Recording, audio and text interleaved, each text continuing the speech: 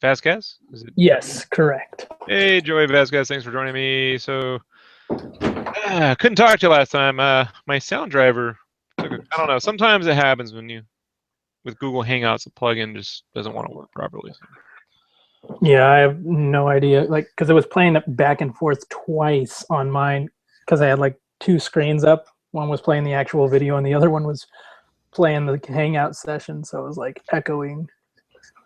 Right. Yeah, you got to be careful with that. So let me grab my dev file. So today I'm going to be sketching this Deadpool Ruffy, which is right here. Oh, that is sweet. So this is I think it's like 5-minute sketch, if you call that silhouette sketch. So just a rough bit. Yeah, the Ruffy. We'll drop this in my template.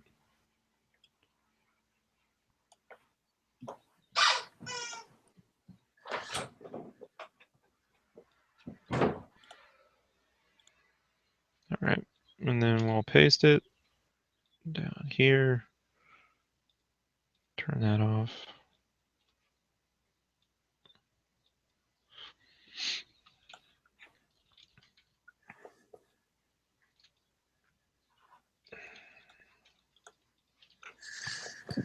Yeah, I'm working on one of my pages right now while I'm watching you work, but I don't know how to screen share it. But that's okay. This is your thing, so I won't throw my work in there. Well, I'll try to see what I can do to get that working in terms of, maybe multiple little art groups. You know what I'm saying? Like, the only one that I know can kind of do that is like Spreecast, but I refuse to spend money. Yeah. These people sort of make money off artists. You know what I mean? Like, artists end up spending more money trying to promote themselves than they make back. Yeah, definitely. So getting the Google thing to work has been a little more time consuming than I've wanted, but it will work. It's just with Google, they make it and you figure out how to use it is basically the trick. Yeah, I was actually trying to get I have actually a few artists who were wanting to do like a group thing, and I wanted to do this thing where like we'd get together in a group, and as a group we'd kind of go over each other's work to help each other improve in certain areas. Right. And in doing that, we're also providing a small tutorial video on any of the young up and comers who want to learn things like from what we're trying to learn ourselves.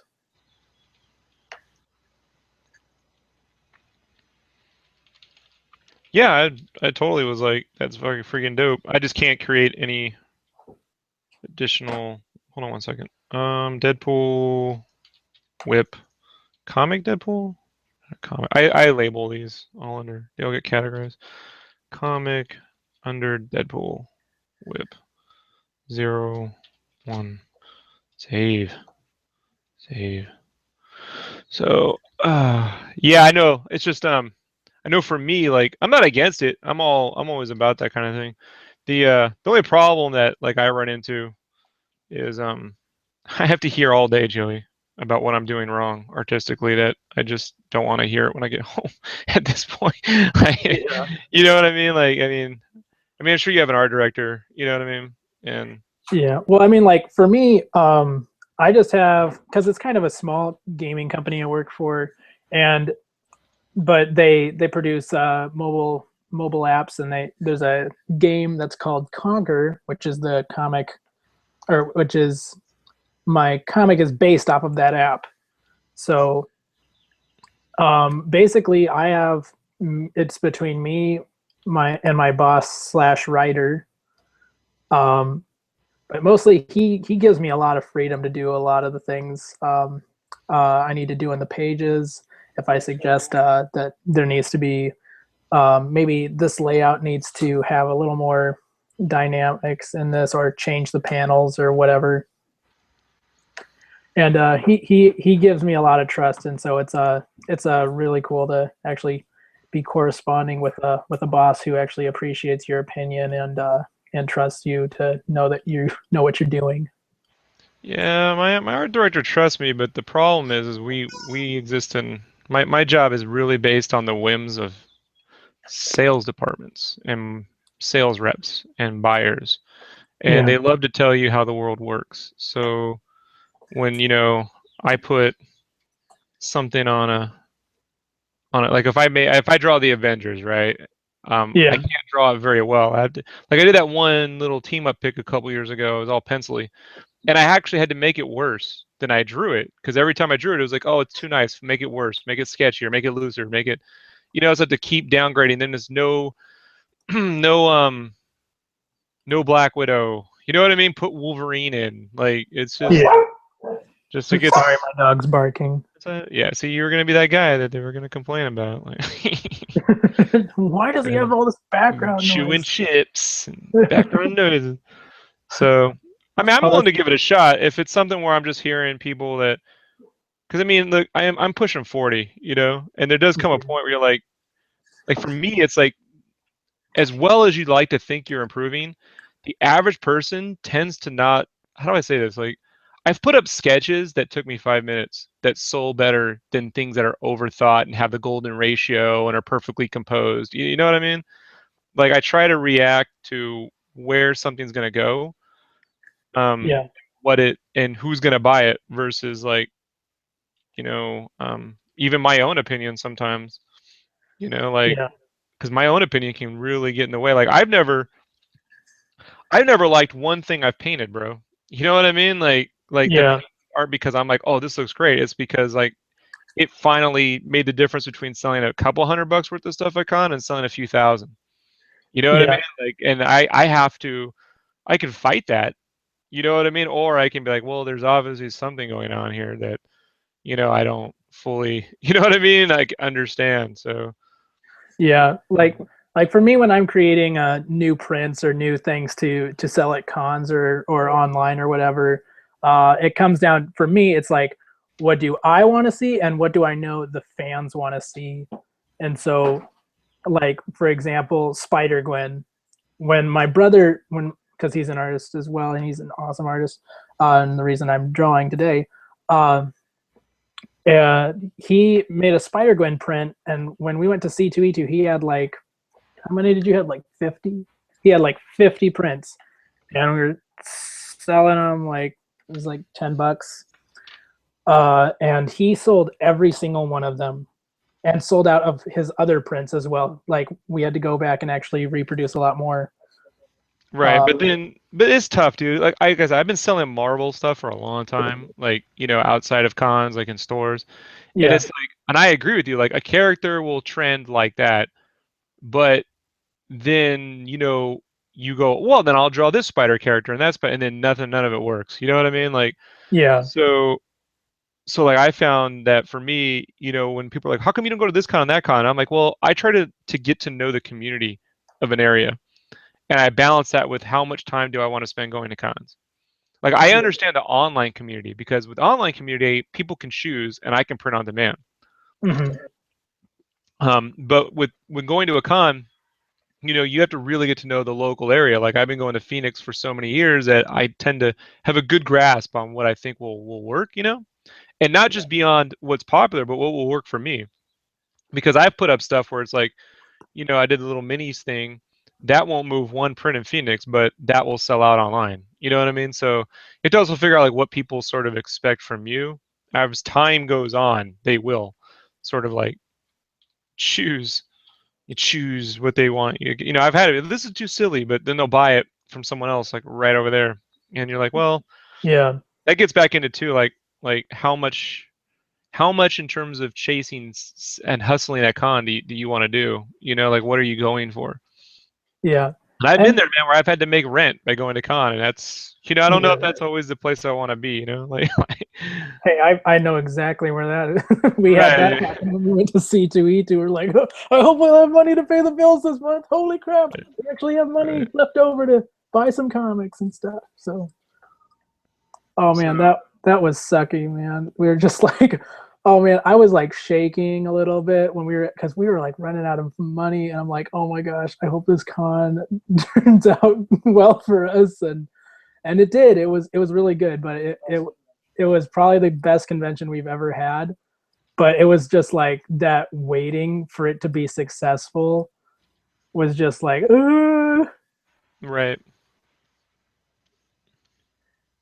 yeah, it was like not a fun month because like the whole month of April, I'm just like telling Ben, just like, all right, we got to get ready for this. We got to be ready for this convention and make sure we have all our stuff together and things printed and almost things almost got printed late. Didn't didn't make the convention floor, and I was If just you aren't completely done with everything you need to have the week before, you're in for a world of hurt. Like that's about the end of it. You know what I mean? Not like that one extra print, but if everything isn't packed, ready to go, everything's in hand, then yeah. something will go wrong, you know? Yeah. Like, Well, I mean, like my books, my the colorist who was working on my cover, he turned it in the day of. I gave him 3 months to work on it, and the day of the deadline, I'm like, dude. And it was a really kind of rushed job. So what I ended up having to do is spend the whole night that he delivered it to me, like fixing things. But for the most part, it came out really good. It was the Spider-Verse piece. That's right. for my art book cover. But I had to go in and tweak a lot of things because it was really rushed. And because I can color in his style, I mean, I understood how to do all the lighting and stuff. Thank goodness. Um, but yeah, that was just not fun. Going like, all right, now I'm basically having to go in and fix this. Yeah, and I've angered many a colorist. That's why I just started coloring my own work after a while, you know, because they were like, "Oh, you know, don't touch my stuff," and I'm like, "Yo, dude, then put some extra effort into this shit. Like, look at this right here, no glows, no nothing. You know what I mean? Stop using pinata colors. Like, I don't need pink and orange and lime green in my art ever. I don't need that. Like, I need that trouble. Well, for me, it's like it's all as if you're a colorist, you got to remember you're representing that artist's art. So if your stuff is going to print and it doesn't look good, the colorist is going to be partly to blame for that. If it does look good, then awesome. But if it's like Well, how if I describe it is, you know, if the colors suck, the art, I suck. If the colors are great, who's your colorist? It's never I love your art. It's who did your colors? You know, they sort of yeah, get the I know. credit. You know, and then you're like, ah, you know, the whole ego thing sets in. And you're like, that's right. I didn't do shit. Colors did everything. Yeah. You Well, I know. mean, the colorist can either just make or break a piece at times, and so like the piece can be good on its own, but if it's just like there's a who Marty Gracia is, right? No. I He probably know the art. I don't follow the name. okay. He colored the all new X-Men books, and Oh yeah, I really don't follow comics these days, so okay. Did you see any of Joe Mad's Inhuman stuff? sure. Okay, he colored those covers and stuff. All right. So he's like extremely good colorist, and part of the reason I even got into Stuart Immonen's stuff because I hadn't been into his stuff like before prior to All New X-Men, and I saw his stuff with Marty's colors on it. I'm like, this book looks extra good because now it has amazing art and amazing colors. Right. Yeah, I'm with And, you, but that the thing is like you're an artist. So, you know, yeah, you appreciate that. You know, the average person, you know what I mean? Like they think they know, but they kind of don't. So, yeah, I'm with you like um, you know, I can see beyond, you know what I mean, what the colorist is doing and going, you know, but then at the same time appreciate that the good colors brings great mood. You know, and I always like tell people it's really about the mood. Any art is good. The goal of the art is to make you feel something or make the audience feel something. mm-hmm. You know, so when a piece does really well, it's because it made them feel something. You know, so one way or the other, either you know, good or bad or what, it struck an emotion. You know, Yeah, so generic art, sort of, you know, whatever. But what's interesting is I still sell like I make prints of the pencils when I go to con, so I sell a grip of those. You know. Because there's always that fan who's like, I don't even like the colors, I just want the raw pencils. And you're like, you know, here you go, you know, got that too. But it is tough. It is, you know, you don't want to feel like when you go to con that you have to bring everything, you know. yeah, And I mean, I've done it. I mean, the first few years of my convention experience, I was in college, I worked full time. I mean, I've always worked 2 or 3 jobs.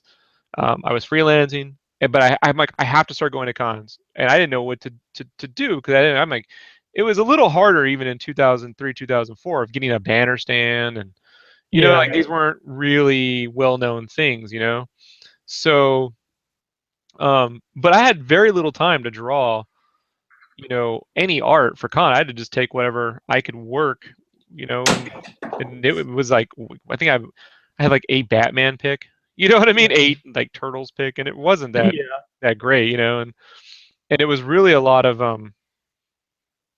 my like uh it was a few people seeing the potential, like editors seeing the potential of what I could do versus what I had there. But I didn't make a dime at cons until really, I mean, a real dime at cons until I started painting, you know. So Yeah. not to say that's all I sell now, but that can rope some people in, and then they see something else they like. What I try to avoid for me is I try to avoid being that guy that has the 50-foot wall of prints, which is what Yeah. artist alley is becoming. Like, how many prints can I shove all around? Like, it looks like the swap meet, right? Yeah. When you go to a swap meet, it's just littered with all the stuff they're selling, and it's like, well, how do you? It's hard. I mean, you can become that, and that works for a lot of people. The question is that something I want to go to con for, and for me, I don't know, dude. Like, I'm trying to make certain that I've hustled so much, Joey, that at this point, I lost for a couple years. I mean, I lost the fun. There was no fun in art. You know, by Yeah. 2012, I was like, I might have just picked the wrong thing to do with my life. Like, honestly, you know. Yeah. So, doing my own thing and then producing the kind of art that I want to and has helped bring that back. But I won't lie, dude. I mean, that's why I had the podcast for so long, because I was like, I think I hate all of it. Like, I was like, the two things I thought made me an artist was going to school and becoming an getting paid to do it, and the two things that made me never want to be an artist again were going to school and getting Yeah. paid to do it. So some guys, and girls, and they get through, and I've been around them, or they're like, Rob, why aren't you? We work for the same publishers. They do half what I do, and they're more successful than me. And I'm like, I don't know. I can't figure Can't that win. out. Like, I don't know. I don't know, Joey. I don't know. I haven't. I've tried to stop thinking about it. You know, Well, I at mean, this like point. when you were going back to like the giant wall of prints, like in terms of because when I was taking my graphic design course and stuff, because this was just to learn more about Photoshop and the other programs. Um, my dog's barking. Sorry. Um, but when I was doing that, a lot of what they were saying, like as an artist and stuff, you want to fill up the page. You want to fill it with as much as you can, and that kind of is what the wall of prints is people trying to fill up, being like, oh, I don't know if they're going to like this, but at least I have a lot of something. And so usually less is more. 9 times out of 10, less is more, because uh, it's going to help you focus the crowd's attention towards a certain thing that they may like. Right. And so yeah, I think that's one of the big things, is like, don't like throw out so much to where people don't know what to choose from. So that way you're like, put out enough to where it's like, okay, I can see all what you can do, but like not so much to where it's like, this guy's all over the place, I have no idea what I like from him.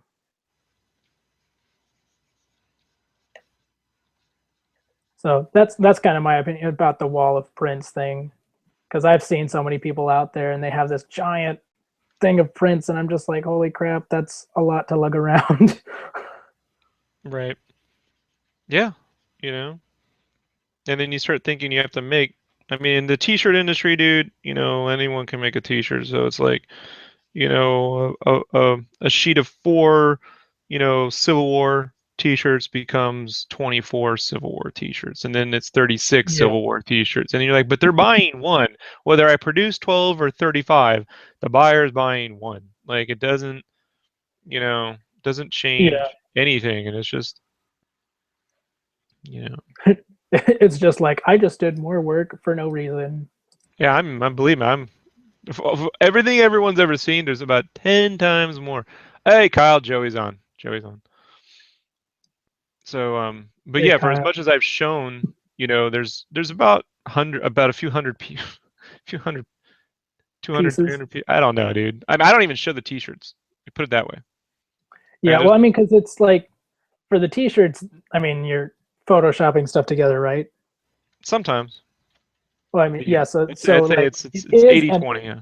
yeah, it isn't your like drawing artwork stuff. So I think that's a good thing. So that way you're showing people, okay, this is what my main focus is. Even though the t-shirt thing might be your occupation for right now, like at least they're seeing. I don't know. It seems to be my fucking lot in life, bro. Like I feel a really bad Star Wars drag. It keeps coming back. See, I thought, when I got to play, like I finally figured it out. I was like, finally, I'm where I belong. My gaming knowledge is extensive, bro. Like, I thought for certain, I mean, I could beat any one of those editors there in terms of knowledge, but I could draw, and I was like, this is gonna be it. I'm gonna be here for the next 20 years, and it was just so awesome. And then the whole economy tanked, and I was like, Yeah, goodbye, dream. Like, this is awful. yeah, it was like, wow, I guess I don't get to do this ever. Well, So, I mean, like there's a ton of times where it's just going to happen where you're going to get disappointed by something, like I've had a lot of things disappointing, and especially because when we were talking earlier on your Batman video, going back to some of the editors, I think one of the biggest things is getting those people who are telling you what you're doing wrong, and I mean it does help you grow, but at the same time, it does hurt to hear that kind of thing. It's like, what am I like, this person over here who's working in comics is doing the same thing, but you're not saying anything to him. right. Yeah, for me, it was always like, can you draw it like, it was just, can you draw like this person, which I get, sometimes you take a job, or, the whole, I mean, like, remember I was working on Monsters, it was like I had a writer who, I mean, I love Kevin, dude, but it was like he'd write in his scripts the Monstroids, and I'm like, that's fucking 12 dudes, and so I would draw just the guys talking, and he'd go, where's the other ones? And I'm like, dude, I can't draw 8 individual monsters every panel, bro. Like, and dude, they would talk a lot. I'm like, where's the freaking word balloon? And I would tell them, I'm like, you guys know like how comics work, right? I mean, like, there's only I mean, these things are 6 by 10, dude, guys, for real, man. You Yeah. know? And you're just endlessly drawing cables hanging off characters for no reason. I'm like, can we get rid of the cables? Like, well, I think it's nice. I'm like, yeah, but you don't have to draw these. No one's buying the book for all the stupid cables. I Like, know. no one's gonna go, wow, look at the cables. I'm gonna buy the shit out of this. Like, it's just hilarious. Well, I mean, like, especially when you go through comics, like people, they're gonna look at that picture for like maybe half a second and then flip to the next page. And all that time and detail, only really other artists are gonna really get that and really dive into divulging all the details you put in there. But like 9 times out of 10, the people that are looking at any of the books are just gonna be like, meh, look through Right? and flip the page, and it's just like, do you have any idea how many days I worked on that? I poured my heart and Yeah, I don't soul into care. that. It's 2 seconds. Right. Well, that's what I'm trying to balance out with the Game Cave thing is that it'll be Yeah. mostly words, but then there's all the designs and world stuff. You know what I mean? And then I'll work in some comic book panels as I go along. You know what I mean? Like a sequence will be in panels and then it'll come back through. So Yeah. there's like sort of a balance of both worlds, but that's never gonna work in terms of comics. Like comics are what they are. They're comics. You got to draw the comics or you don't draw the comics, and Yeah. it's all about speed, dude.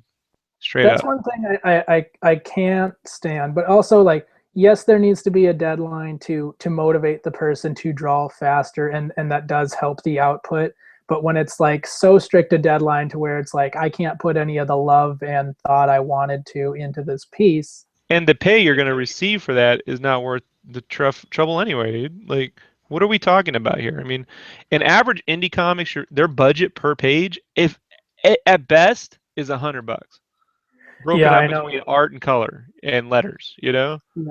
I actually just got, and I'm probably gonna have to end up turning it down. I got to reply to this guy, but he just offered me a job asking like if I wanted to uh, help draw his book he was going to submit to Image, and he was saying our page rate is like $80 to $60 or $60 to $80 a page, and I said, well, um, mine's a little more expensive than that, you know, because of how much work I put into it. And he's like, well, we were hoping around this range. So we're probably going to end up, he said they liked my art, but they wanted to do a different direction with the book. He asked if I wanted to ink it then. And I got to tell him, no, I'm not an inker. I've had people ask me about doing coloring, and I'm like, no, I don't want to be labeled as a colorist. If I do, then I'll get I'll be lobbed into the colorists, and I don't In terms want to of be earning that. a living, you're probably better off, dude. Like, I thought about it forever, like, because my buddy Tony Washington, that's how he got in. And, it's like, well, at least their job takes how long? I can color a whole piece in 4 hours.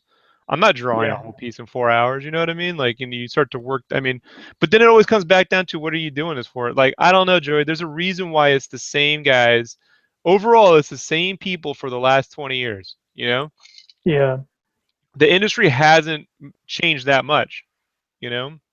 People come, people go, but the ones that seem to last the while are the ones that I mean, there's a lot of them are just hitting that age. They've been in it a long time. They already have the audience, so they can sort of guarantee a certain level of sales, you know? Yeah. And so, like, then they're willing to spend money on an inker or a good colorist or give them 6 books and move them around. So I don't know. It's comics are really a young person's game unless you have friends. Like, Yeah. I mean, for me though, like, I mean, I know we both have different things that have happened to us and stuff, but for me, like, I've always just wanted to draw comics. I used to be into drawing like just pinup-y stuff, and then like I started getting in. I finally got my job doing this comic, and it's really showed me how much fun drawing at the actual story is, like drawing and actually telling the story with your art is. And I did not like look at that as a whole lot of fun at first. I was like, oh, I want to do a Spider-Man piece or a Hulk piece or whatever. And I didn't really divulge into the storytelling until I later kind of understood it more. And there's a huge thought process behind the actual storytelling itself.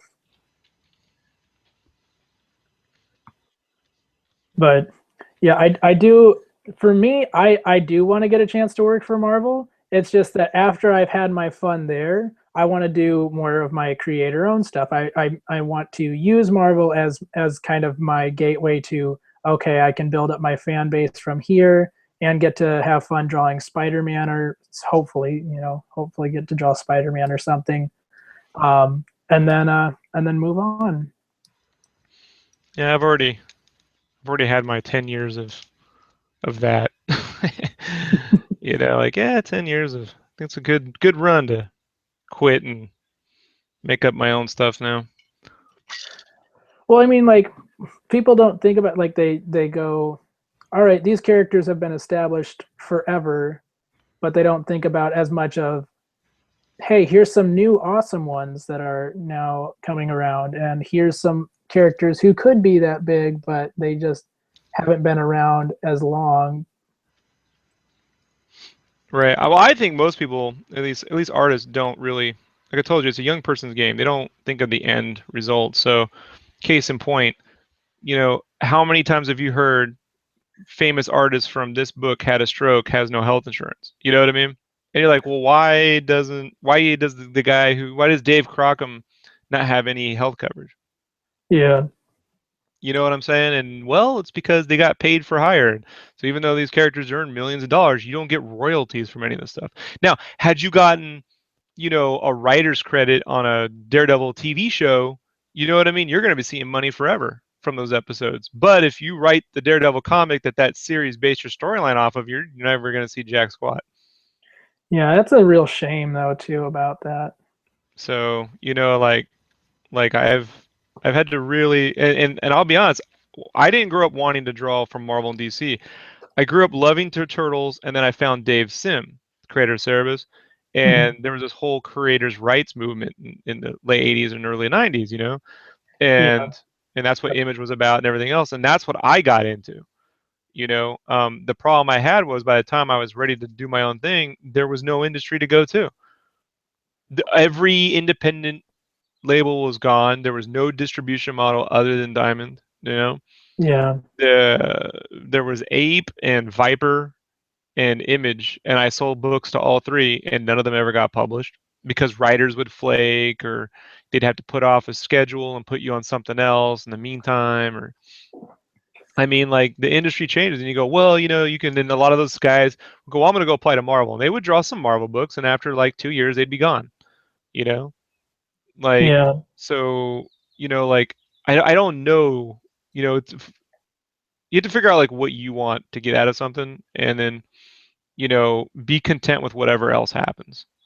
You know what I mean? Like you can't control. Like it might be really good for 2 years, and then there you go. Yeah, I've heard some just like some not great stories from some of my friends who worked at Marvel, and then I hear some good ones.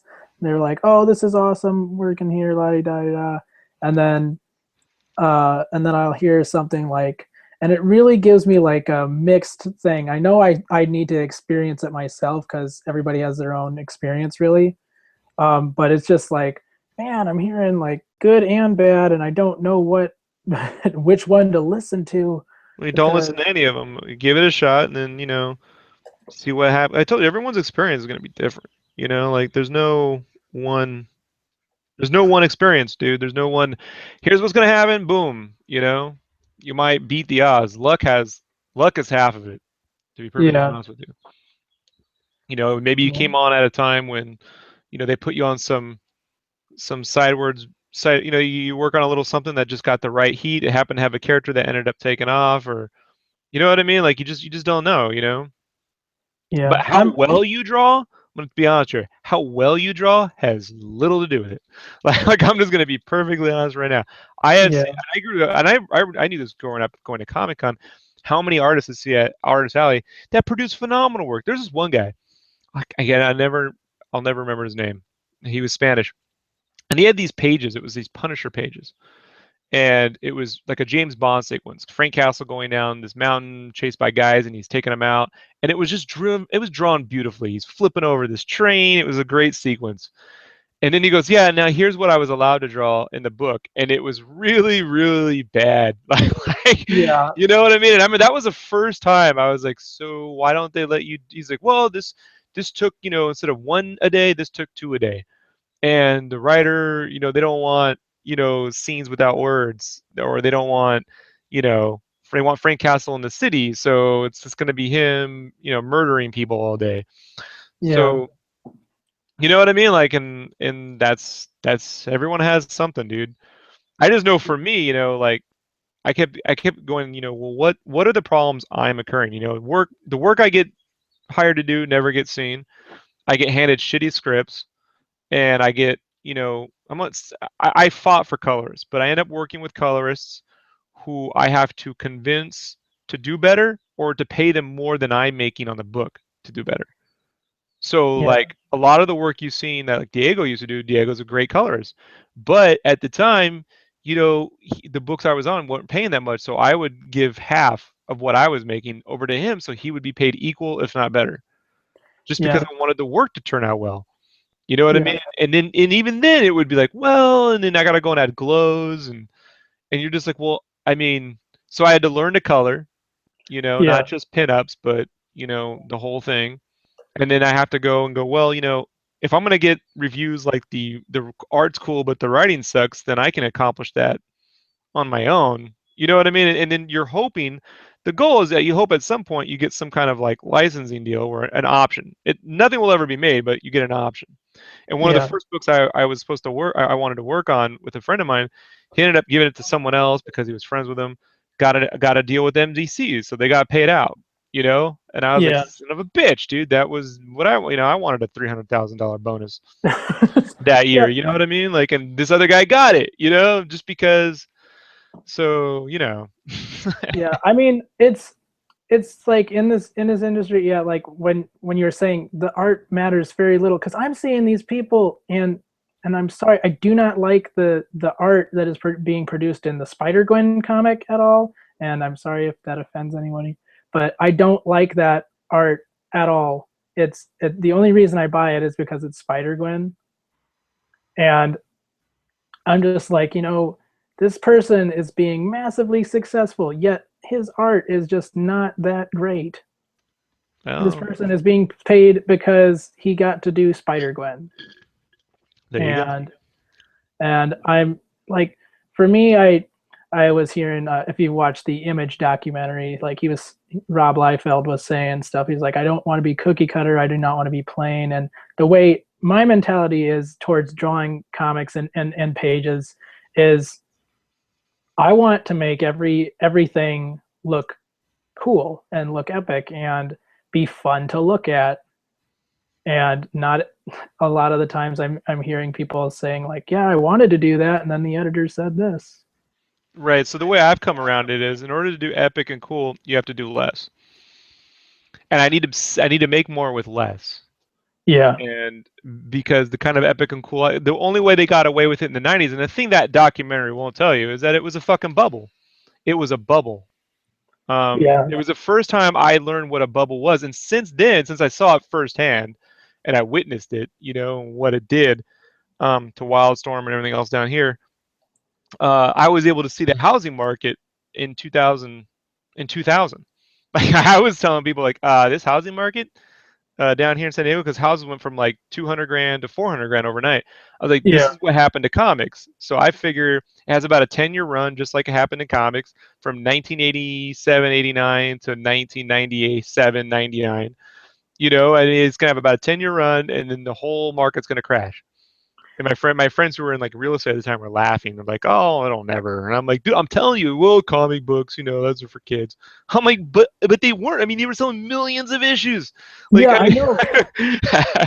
They mean, were selling, dude. I just hearing these, Rob Liefeld and Jim Lee made $3 million each off of the Heroes Reborn thing yeah, when Marvel outsourced their characters to them. They made $3 million each, and I was like, holy crap, that's for a comic book. This is a comic book, and people are making millions of dollars off of this. yeah. Well, now that money is being made in games. Yeah, because the game market is just way bigger, and that's why a lot of comic artists like Well, Joe I'll tell you, it's Madden. not that it's bigger. It's that you get resales, and the key to anything is resales, Joey. All right. That's why, bands can last. If a band can last 30 years, is because they can move their songs over and over. And if they get a piece of it, the problem with selling individual pieces of art is once someone's seen it, they move on. Oh, I Yeah, saw that. If it's a meal, they'll buy it again. If it's a piece of music, hey, they'll listen to it again. Maybe they'll buy it in a collection. But art is tricky. Art's almost of a time and place half the time.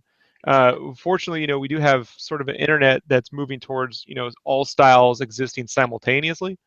yeah, So it's irrelevant, what the overall flavor of the month is in that respect, because the internet's so big, it'll move somewhere else.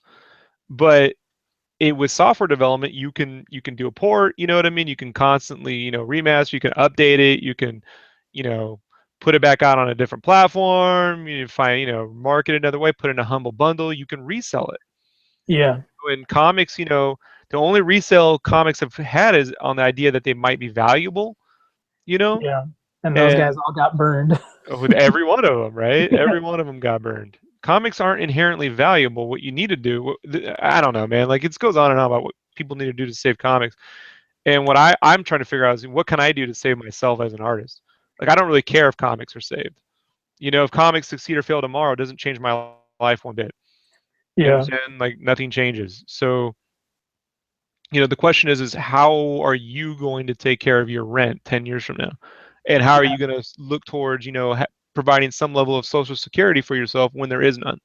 And what I've done is utilize YouTube. Like, right now, my YouTube ad revenue is about $300 a year. It's not a lot, but I used to spend $300 a year on the podcast. I don't have the podcast, I have the YouTube. So now YouTube pays me. If I can extrapolate, YouTube being around for another 20 years, right? yeah, Let's just say if that's possible, maybe that 300 a year turns into, 1,000 a month, 2,000 a month. If I have no major buildup, just over time yeah. views, not including, me being able to resell books that I own, you know, Hmm. stories that I own, things that I can continue to do. and maybe that's how I take care of, a semi-retirement situation. But Yeah. it's extremely difficult to think that way when you're 24, 25, and you want to just become famous, and not because of an ego thing, but because that's what you need to do in comics. You need to become known. You want to produce good work and you want people to enjoy it. And I guess I don't know. For me, I'm like, well, maybe if I stop trying for that, it'll happen. You know what I mean? Maybe if I just stop trying to do that for me, Yeah. um, then I can. Because I mean, dude, man, like the people that I work for, artists and art directors, like they grew up in the era I grew up in, and every one of them has had an opinion over my art. When I first started, it was, oh, you draw like Humberto Ramos, or you draw animated, as a sneer. So I started Yeah. doing things more gritty. Okay, I can do gritty. I can do this Captain America. I can do this Batman. And then it's like, well, now it's like I don't draw fine art enough. You know what I mean? Like they're all into like super fine art painting. It's like, well, you just do like lines and cartoons. And I'm like, fuck all you people. You know what I mean? Like truly, all of you can really just go to hell. You know what I mean? Like I don't like you people, and I'm going to Yeah. ignore the Yeah. minute I stop trying, because these are people who go home and don't do anything. You know Yeah, what I mean? Or they they're spend also the 6 months on people a piece. who don't even. They're also people who maybe not even buy comics. So it's like, who cares what your opinion For is? art, right? Or they want to spend. I don't want to spend 6 months on a piece of art. You know what I mean? I don't want to spend 40 hours letting one piece dry just to have something I could have took a photo of. That's not what I'm into it for. The things that inspired me as a kid were things like the Max cartoon. The DC and the Batman series. Yeah, Not so much for the Batman series, but for the people behind it. Like yeah, independent stuff like the Turtles. So yeah. you got to find out what inspired you and try to put everything you have into that, and don't worry about sales, but market the shit out of it. I mean, that's what Todd did with Spawn. Is he really knows how to market more Oh than yeah, better than Jim Lee and all those other guys. You know what I mean? yeah. Todd's a very smart person. He Yeah. he understood it like from a business aspect. That's why, like when they were talking about in the documentary, he's like, out of all the people who went to back to Marvel, I'm the only one who never left and does have done something. He said my equivalent to working working for Marvel is my equivalent to have gone going to high school. He's like, did I have fun? Yeah. Did I enjoy my time there? Sure, I did. He's like, but do I ever plan on going back to high school? No. Right. And then he also said like it's also a conflict of interest in terms of legal stuff. He's like, what? How can you be the president or the vice president of Image Comics and do work for a direct competitor? And I was like, yeah, that makes sense. Why would you do that? Like you're hurting yourself if it's your company. Why would you work for somebody else? Well, I also Uh, liken though that there's a guy that if he had started out today in the comics would never be allowed to draw Spider-Man. yeah, His art style would be he'd be put on a cartoon book. He'd be allowed to draw the animated Spider-Man book under strict supervision.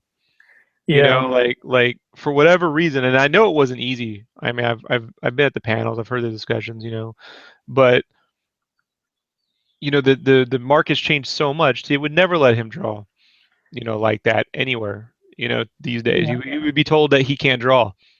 You know what I mean? He yeah. really would. But your anatomy is horrible, as if this was ever about anatomy. I know it's a freaking comic book. It's not real life. This isn't supposed to like. There are terms where yes, the anatomy, if it is skewed, it doesn't look good. But uh, if you can at least draw to where it's like exciting and the people like your work, there was one I liken person. it that it's more like a tattoo. What comic art is more like tattoo art. It can be realistic. More often than not, though, it works better when it's iconic. Yeah, and Like, I here, mean, yeah, go ahead. go ahead. Okay, well, um, when it comes to like just drawing these characters and stuff, like you look at a lot of the people who are the ones making the big bucks. Those were the people who couldn't draw anatomy real well. But guess what? Their images sold because they were exciting. They weren't perfect, and that's part like I don't like it when people use the SketchUp building stuff. Hey, you and me are in the And same category. like at least draw over it to make it look like you drew it, Right. Like I you have know? Brandon working on CG models for Game Cave, right? The ships Yeah. and stuff. The Yeah. reason for that though is twofold. Speed. Yep. Well, it's not just speed. It's just that if you look at like my favorite Star Wars comic ever was the first Star Wars manga book, one in Eisner. It's brilliant. It's drawn over photos, the ships, Yeah. you know. So there is a level of consistency you need with ships and vehicles that Oh yeah. I understand. That being said, for me, long term, the idea would be that I can create, if the modeling is straight enough, I can get them to build models in Unity that then I can export to VR. And so then Yeah. I can start to create, oh, buy the comic, go to the store in VR and read it there. You know what I mean? Like you could go Yeah. into the ship and look around and see my designs as a way of having a virtual sketchbook, right? That I could Yeah. go and actually build the ship in 3D, and then I can go there and okay, here's where this goes, and I want to build the ship and go into it. So to get to that point, I need to have a guy who knows how to model. You know what I mean? Yeah. So it needs to start here, and then by the time we get to that point, he'll have enough familiarity with these objects that then, I mean, that's what's exciting for me. Yeah. To go to the places you dreamt up. Yeah. You know? I mean, Like, like for this car scene I'm doing right now, I'm working on a scene right now, and there's tanks and stuff. And for me, since I need to get it done, like I'm using SketchUp, yes, but that's to keep it consistent, and so the cars look good. But I'm drawing over them, so at least they're not like, okay, SketchUp car, I don't have to do anything else. well, my favorite is when people use the base models and so you end up with with like 8 comics that have the same pyramids. Oh yeah, You know what I'm saying? They have the same. You could see it, like, oh yeah. Or then they add too much. Like you got these guys. I have some friends that did a lot of the Star Wars comics at Dark Horse, and yeah. they could model really well, but then they just shove every ship. You know what I mean? Into like these battles, and so there's just 2 pages of just tons of ships. Just Oh thrown yeah, in just there, copy paste, copy paste, and you're copy like, paste. that's everything about the prequels I hate, guys. Like you got to have some level of decorum here, you know? Yeah, gotta make them look different in some ways. Like, see, also if they're putting the SketchUp models in the comics, at least this is why I say draw over them, because you already know that those lines on them when you do the just line model, that those are really pixelated, terrible looking. And if you're printing that in a comic, people are gonna tell you didn't draw that, you didn't do anything to that, and it looks like crap because it's all pixelated and weird Yeah, there's no looking. way to get vector lines out of there, even as high as you could set it to like 10,000 pixels by 10,000 pixels. There's going to be some level of aliasing going on the edges of everything you produce, one way or the other. Oh yeah. No, I think they're better for paint over, or ink over. You know. Yeah, that's what I do. I ink right over them. Like I'll do my layout in Photoshop like what you're doing right now. Then I'll turn it to blues and then I'll ink over them. And then I'll be like, there's some cars there that are actually drawn on the page, and they all are consistent without looking like pixelated garbage. But yeah, I mean, like I still want to know how to. Here's one of my things. Like I was telling one of my other artist buddies, it's like though I have used SketchUp and stuff, I would still like to know I can draw that. So I'll try and draw it on separate pieces of paper, like referencing from it, but not drawing like over it, like tracing it in some way. So that way I know that like if I couldn't draw it on my computer today, I could at least pull out a piece of paper and just go draw it normally. Right. Just to know I can do it. And Yeah. Well, if if I I wanted to draw ships, I just you just go right over here and you just make a silhouette. yep. Like it takes about 3 seconds, bro. You know.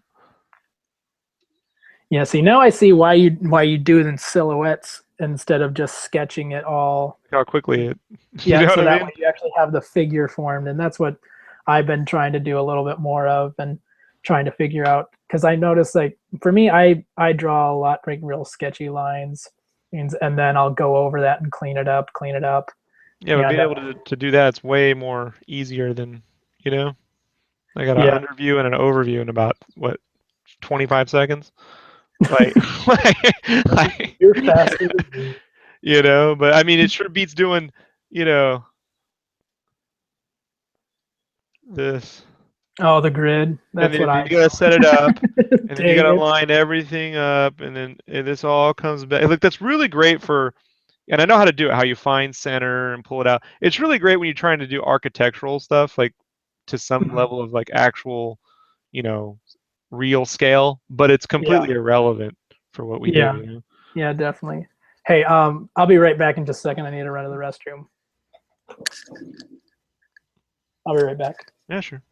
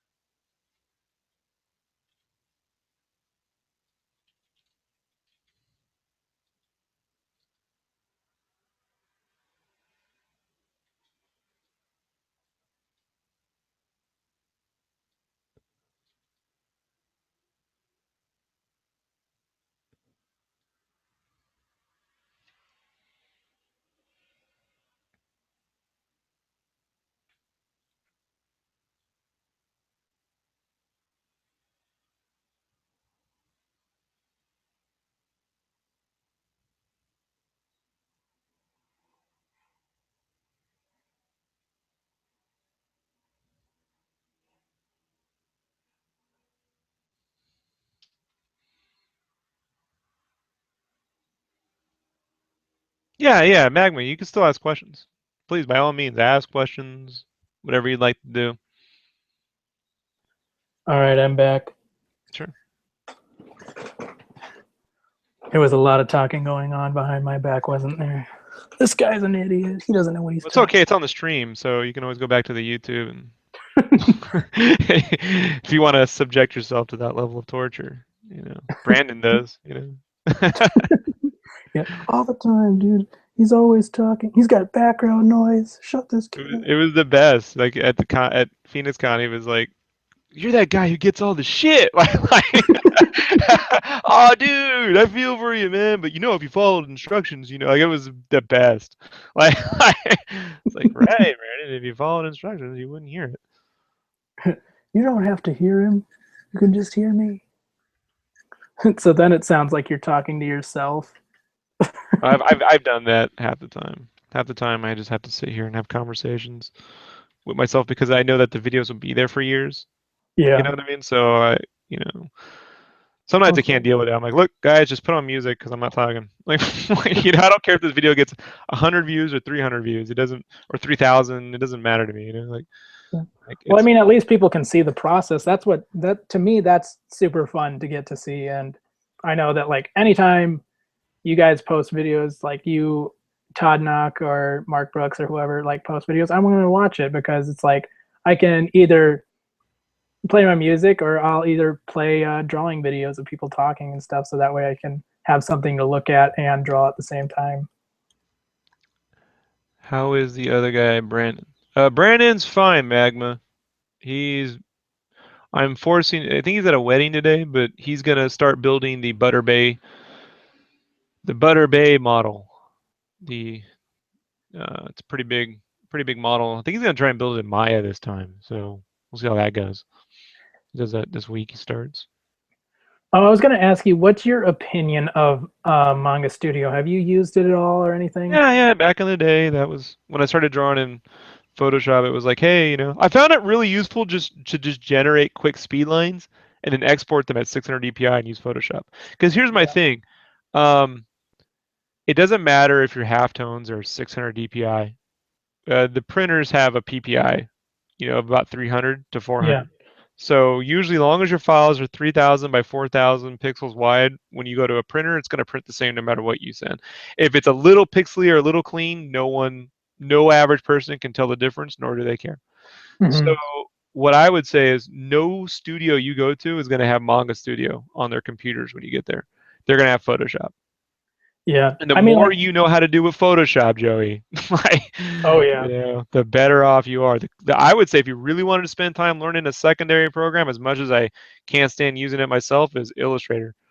You Yeah, know, I mean, I use Illustrator for doing all my lettering, but it's just like it's like Photoshop, but not at all.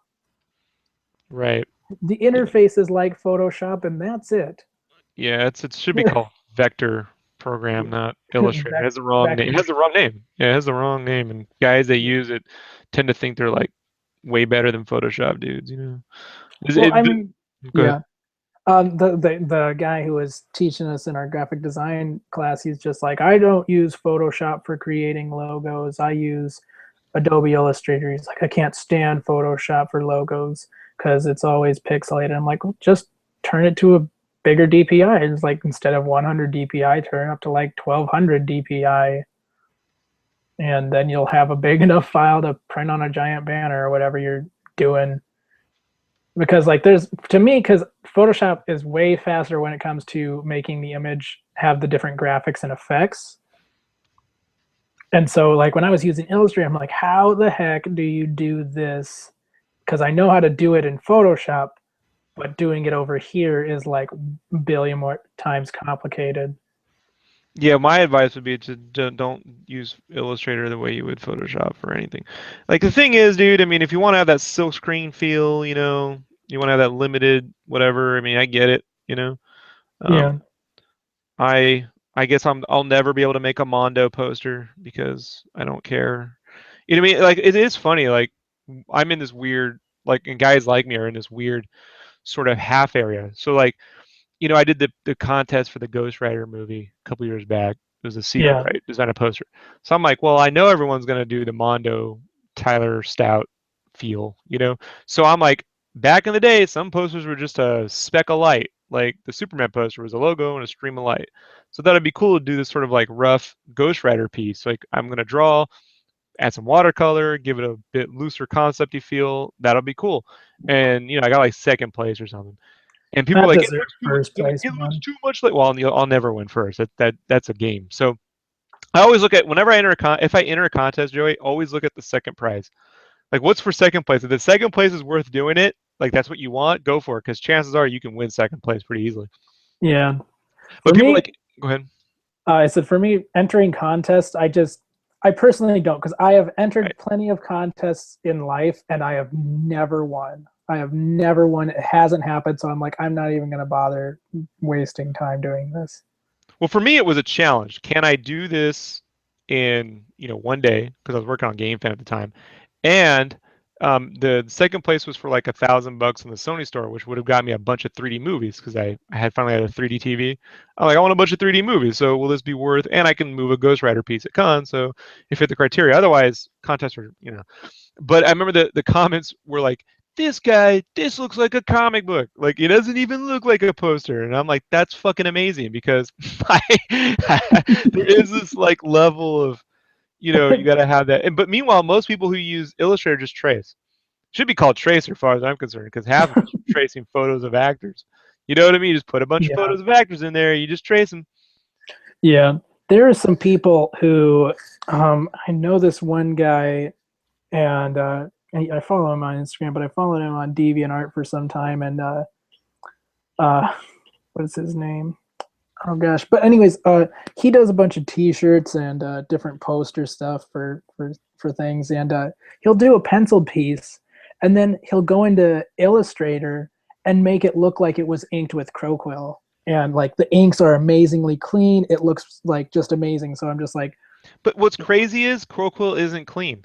Like the one thing I learned, I have a benefit of doing is I have access to a lot of Marvel art, right? So I've seen all of McFarlane's pages. You know what I mean? Scanned at high yeah, res, like the actual line art, and it's yeah, nothing near clean, bro. It is not clean and perfect. It is so ridiculously not. oh But yeah, once it gets shrunk and printed down, you go, oh wow, look at all that. This is amazing. But you realize how loose it is, how open everything is, how oh but yeah. there's this desire to make everything look clean. clean and perfect. And so what I've tried to do is, try to make make a little bit of a side living on creating the opposite of clean and perfect. Like Yeah. detailed to be certain, but not clean and perfect. Because I mean, dude, if you really like to labor over those effects, great. I'd rather just know how to use Crowquill. You know what I mean? I'd Oh rather yeah. actually just sit down, and I can do it now. Sit down, use it, and boom, boom, boom, boom. And over the next couple of years, I'm going to practice too on being able to ink like McFarlane and them used to too. Yeah. So I can do The it clean, but doing it like they do is the next step. Yeah, I would love to learn how to use brush and Crowquill because to me one of my all-time favorite inkers is Tim Townsend because he just has this way of like you see the pencils and then you see his inks and it's like not even the same piece. It's like that much more enhanced Yeah, and for looks. me, it was The Dark Knight Returns. Klaus Jansson's inking over, Mhm. that mixture of Miller's sort of iconic characters, almost cartooning in a way, right? But Yeah, with that brushwork, was yeah. perfect for me. So what I can't wait for is actually I think it's this week they're supposed to release The Dark Knight Returns black and white. Oh wow. Yeah, I pre-ordered that on Amazon, dude. It's all black and white, dude. Like I wish, Awesome. oh God, I wish Joey it was at 11 by 17. You know what I mean? Like if I could, because Yeah. I have the date. Do Giant you have the print. danger? Do you have the Danger Girl 11 by 17? I don't have the 11 by 17, but I have the giant Danger Girl deluxe edition from IDW. See, I have back in 98, I want to say 97, 90, 98. It was 98 at Comic Con. They did the first issue as in 11 by 17. Like they printed it at size, dude. I gotta figure out. Like I think I boxed it up. Let me see if I have it. Well, I mean, they had it at my comic shop I was going to. They had it there, so I've seen it. Yeah, you gotta buy it, dude. It's just worth owning because like you get to see. You know what I mean? Yeah, it's finished art. It's not black and white, but still, you get to see the actual. Size, yeah, Yeah, I put that thing in storage. I didn't want to get it all yeah, ruined. yeah. For me, like if I'm just penciling a page, like I like to pencil small if I know I'm going to ink it, because that's what Todd Knock does. He's one of my buddies, and he will actually pencil 2 pages on an 8.5 by 11. Like he'll put them side by side so they're like small. I think like 5 by 3 and pages, and then he'll pencil them really small and then blow them up on 11 by 17 and ink them. So he can do like 2 pages a day, pencil and ink 2 pages a day, and they're great pages. Right. But yeah, for me, like if I'm gonna pencil a piece, I like to pencil it a little smaller. But if I know I'm just gonna go right into the inks, I tend to with my digital layout, kind of how you're doing is I like to have it nice and clean before I go to inks, and so I'll clean it up pretty well in Photoshop, and then just hop right into the inks because I don't like having to redraw it over and over and over again. Well, that's the worst. I try to get all the work done as quick as possible, so my time is spent in the back end. You know, Yeah, making sure it's clean. Then, yeah, I mean, I make sure the construction's right, but I try to make sure I never like that's the only downside to like I got a new painting process. I mean, there's no way around it. I've tried everything you can think of, every trick there is. Uh, at the end of the day, the best I can do is either lightly print out some pencils onto an illustration board, but this new process I'm using, like there's no way around it. I have to use a light board, and yeah, I hate it. You know what I mean? Like there's no way around it. yeah. It has to be done. But I just decided, well, then if that's the case, when it comes to the watercolors, I'm only going to do like bust shots. Oh Like yeah, period. Like I'm not going to. I mean, I'll try to work out a full figure, like as I go along, but I'm never going to be like, busting out like a whole comic book worth of watercolors. You know what I mean? Like that's just yeah. I'm just not. I'm not that guy. Like it doesn't Does not work. doesn't really. Yeah, it's a lot of effort. Yeah, like because it was kind of funny, because Todd was light boxing a lot of his stuff, and what I want was just like, well, why don't you just print it out in blues if you're Or instead red or like whatever save it? else. Yeah, just print it Yeah, out. yeah, Period. just print it out and then save paper because J. Scott Campbell still does that I think a lot, and what I tried to comment to him, but he didn't reply back. Shocker, but I was telling him, like instead, if you're gonna make those prints of your pencil or yeah, of your layout stage, I think you should try and sell those at conventions because people would buy them. Yeah, a lot even like a lot of guys like Rob Schrab. I mean, I have a bunch of his scuds. Just put them in a box. Anything in there, $5. You know what I mean? Or anything in the box Yeah, here, $20. yeah, definitely. At the very least, you monetize that stuff at Yeah, every level. I'd be all over that. I'd be like, if I know this is gonna sell, I'd be like, freaking sell it. Like if I knew like half the things I did were just like guaranteed this is gonna sell, I'd be like, all right, let's Yeah, do this. well, everybody would, right? Like that's why I don't gamble. Like I gamble enough with my career. You know what I mean? Everything I work on is a gamble, Oh yeah, at this point. especially in comics because it's like if it's creator owned, especially, you're gambling on yourself if this is going to be successful, maybe. But I mean, I'll at least have that confidence, like, you know what, I'm gonna do this because I love comics. I'm gonna do it, not just for the money. Although in retrospect, like being realistic, you need the money if you're spending that much time on your creator owned process. You better be Yeah, making some never be money off told of that. you should do it for the love. I don't want to hear that. I know what I love. I love walking my dog, and I love going hiking, and I love getting like 12 hours of sleep on the weekends. And all those things have to be given up. You know what I mean? So the only other reward should be, yeah, I spent my time doing something creative, but I want to be rewarded for it, financially. Yeah, Period. I Like, I would like when I because for future projects I plan on doing like for my own creator own stuff. I'm like I hoping I'd see some return on this because I just like to be able to pay the bills and not have to worry about the next month. well, I've never been able to do that myself with just the art. I mean, I did when I was at Play because my job was staff artist, which I Yeah, created that job for myself, really, which I was fortunate enough to do. Aside from that, I've always had to have like a graphic design job, you know. And in these days, yeah. graphic design, that term is becoming like, oh, you can be a webmaster, right? Like, no, I'm not the fucking webmaster. Like, I know, right? right? Like, so that is the situation I'm in now. I've been saying to my coworkers for a while, it's got a timeline. You know what I mean? There's a deadline to this. Like, it's gonna go away after a while, just I can see Yeah, now with the way the industry is moving, so what do I do when that happens, you know yeah. I so just for me, I'm trying to also build my writing career. oh yeah, So writing isn't something I can make money off people a ton. The artwork will help, but I could probably get a job somewhere doing something because I understand story arc, character arcs, you know what I mean? I understand all this shit. So the only thing that yeah, I don't have is a bunch of work with my name on it, so that's actually one of the reasons there. yeah. Like right now, I'm trying to well, I'm in the process of writing my own story for well, I mean, you saw it, Terra, like some of the stuff that I was doing for that, and I've just been getting stuck, and I hate that.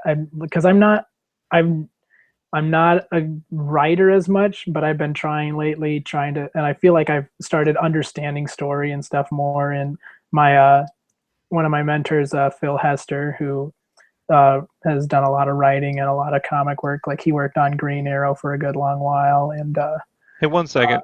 We got a question. Magma wants to know what we think of Patreon. oh, Patreon. Patreon, I yeah. think it's good for. I wouldn't say as much for comic artists. It's because I've seen a lot of people who are trying to fund their stuff on there, and they are really great comic artists. But the people who are going to make the money are just the plain like regular artists. Because there's who is it? Kron Prince, and there's another girl. I don't remember. It's like Soka or something, but she's making $23,000 every 2 weeks. Every 2 weeks, $23,000, and I'm like, holy crap! How are you making that much? You're making what some people are spending an entire year making in 2 weeks, and that's all through Patreon. And I'm like, how are you? You're. I mean, obviously, this person is really talented, but it's that much support that is being thrown behind her that allows her to just do her own thing. But I don't know how much comic art is going to get into that, because like she's not a comic artist. She's drawn comic characters, but she's not a comic artist. So Yeah, and I personally fear monetizing what I'm working on at home. While I don't know. There is this thing of chasing. So when you go, hey, I'm gonna go draw a bunch of Batman characters, then everyone tells you what to draw, and then I don't yeah. know. You know what I mean? Like, so I haven't really looked into Patreon. The only person who brought it up is this. I haven't talked about it much, but I've hired a composer to create a suite for Game Cave. Oh, And, awesome. oh yeah, and stuff sounding really cool, man. Like, so well, he was telling me about it, and he was like, you should really da da da da. And I'm like, I'm not against all these ideas, but I'm also against throwing new ideas on when I'm in the middle of other ideas too. You know what I mean? Yeah. Like Don't throw my brain off track. right. So I haven't really had the chance to look at it enough to comment one way or the other. However, I will say this: there's no get rich quick scheme. You know what Yeah. I mean? Like, there's no, if that's what, you know, but if it is, I just feel crowd-funded projects are, I pitched GameFan to Dave um, to do through Kickstarter back in 2010, because Yeah. that's when I first saw, like, we have the power to eliminate a distributor, and basically bring back, retail. So, bring back direct to order shipping. You know what I mean? Like, Yeah. so through the mail. So I don't have to look at it. Well, I mean, like to me, if you're gonna do a patron, you better know that you're gonna have you can get a fan base, or you better already have a established fan base that you know is gonna support you. Because I've seen a lot of people who do patrons, and I'm seeing like very little support. I mean, make sure you ask people, be like, if I did a patron, would you support it? Because I asked people, and like That's 90% the or truth. Like, 80% of the people said no. isn't I'm that not. true of all like projects? You know what I Oh mean? yeah, Like, so I don't know, dude. Like, I have been fortunate that the one thing I learned in T-shirts is how to make art that catches people's eyes. Because when you go to Walmart, you know what I mean? You don't have anyone pitching you those shirts, bro. Like, you just go there and you're like, that's cool. yeah, I know. That's not like. So This is cool. That's not. right. So that I get. But in terms of like, oh, you should do it as a comic. Well, do I want to make a comic every week? You have to ask yourself that question. Like, what do you want to use it for? What I like is when I do Kickstarters for like, I do them for like a week or two, and then I Yeah, get out. You know what I mean? So I get just enough people. I do just enough to keep, a little bit of money in the coffers, and it's always more than I would have made freelancing. So I always I've never freelancing sucks, bro. Like, I never got paid for my shit in IGN in Imagine FX. You know what I I'm mean? Like, serious. I'm dead serious, dude. I won that Artist of the Month, never got my books. All the work I did for them for tutorials never cleared a check, you know? Wow. Like, so, like, and I've been told I'm not the first person. So, Yeah. Well, I mean, artists are constantly getting screwed, dude. Us as artists, we're getting screwed, and that's why like we have to show them like, you know what? We're the reason your stuff is selling or whatever. You know? yeah, well, Image did that. Look where I got them. They all basically work back. And Jim Yeah. Lee runs DC, and, well, Liefeld got kicked out of Image, so that's not. Well, I mean, that was Did they from what deal I with that in the remember. documentary? The him getting Yep. thrown out of Yep. Image? Yeah. Yeah, What did because they he say? got Because off I from haven't watched it. What did they say? Like, Okay, so like what happened is he during that time at Image, he's like having to deal with paying all these people and stuff, and then what he ended up doing was doing another company, a competing company called Maximum Press. And if you remember seeing Youngblood later on, was just being published through Maximum Press, which was his label. A you there? Yeah, can you hear me? I can hear you now. Okay, they're just like, Rob, why are you creating a competing company against us? We're like, you were a part of Image, or you're a part of Image. Why are you creating a competing company? And it's just like he said, I needed to have a label that wasn't subjugated to theirs or whatever. And I was just like, not really understanding like why would you like kind of this is kind of stabbing your friends in the back kind of a scenario thing. And but I wonder if that's true. What are the? Because I at the time, a lot of my well, I friends mean, worked at Wildstorm, so the story I got at the time is not exactly that. well, I mean, they were competing with each other, and well, that was part of it. He had started a different company, and he is also kind of trying to poach. He was trying to poach Michael Turner Yeah, from yeah, from that was Top. the story I got. Yeah, Like, and then Mark left Image for a while, is what they said. Mark left Image for a while, and yeah, then he quit. Yeah, they quit and became solo for one Comic Con. yeah, One and then he Comic. came back after Rob had separated and faxed in his See, resignation. what I think is that's what they had to choose between was losing Mark and keeping Mark, and then they used the maximum press because I think he was doing Battlestar Galactica through them at the time, right? So Yeah, I think they used that as the excuse. You know, when they get the lawyers and they, you know what I mean, they dig through how can we get a guy out, you know, yeah. Well, and I so mean, like it was because like Mark Silvestri was saying, he's just like I can't run my company with having to look over my shoulder every single time. And they were like, you got to watch the documentary. It's like $10, but it's no, really I'm worth going it. to, man. I forget. You know what I mean? Like Yeah, it's one of those things that for some reason I keep forgetting. I'll send you the link, and for I'll those buy of it. you guys watching, it's definitely something to watch. It's real interesting and pretty inspirational to me at least. Have you ever listened Um, to Todd Talks? I've listened to a few of them. I'll probably have to send me a link after this. Um, I have them all downloaded somewhere. Those are awesome. are they podcasts? No, what he did is it was through his website, and I downloaded them. I have to figure out where I put them. Um, he uh he just put up a bunch of his art from when he was a kid all the way through till like 2006. This was in 2007, 2008, and he just did this. He called it Todd Talks. He just went and did like 6-10 minutes on each piece and gave you his entire career. You know what I mean? Like through these images and just tells you all the stories. Like it's pretty honest. Like you know what I mean? Like pretty interesting. Oh yeah, dude, I love listening to that stuff. It's like not only that it's something to do while I'm drawing, listening to this stuff, but it's really interesting and motivating in a lot of different ways. Like after watching that documentary, I didn't think the same things afterwards. Like I was thinking about like all these different things about like, okay, well maybe I don't want to do Marvel stuff forever or just work on Spider-Man. It was like maybe I do want to do my own You'd be creator better off own working on Marvel movies because at least then you'd receive a real paycheck. or video games. Right. But like I don't know, it was just like if I'm gonna do this, maybe I don't want to do it See, for Todd followed the Dave Sim formula. Like if you even look at the him and Dave Sim were pretty close for a while. I don't know, they had a falling out.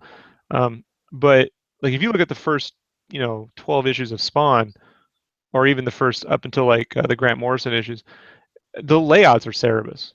The lettering, the a lot of his layouts are very Cerebus. And Sim was the premier dude at the time talking about you know independent comics and going it yourself and how you can make a career. Here's a guy who's never drawn for the big two ever. yeah. You know what I mean? And yeah, dude, say Dave Sim's a little crazy. Like he's also incredibly like he's so my buddy Joe. You ever hear me talk about Joe? I don't think so.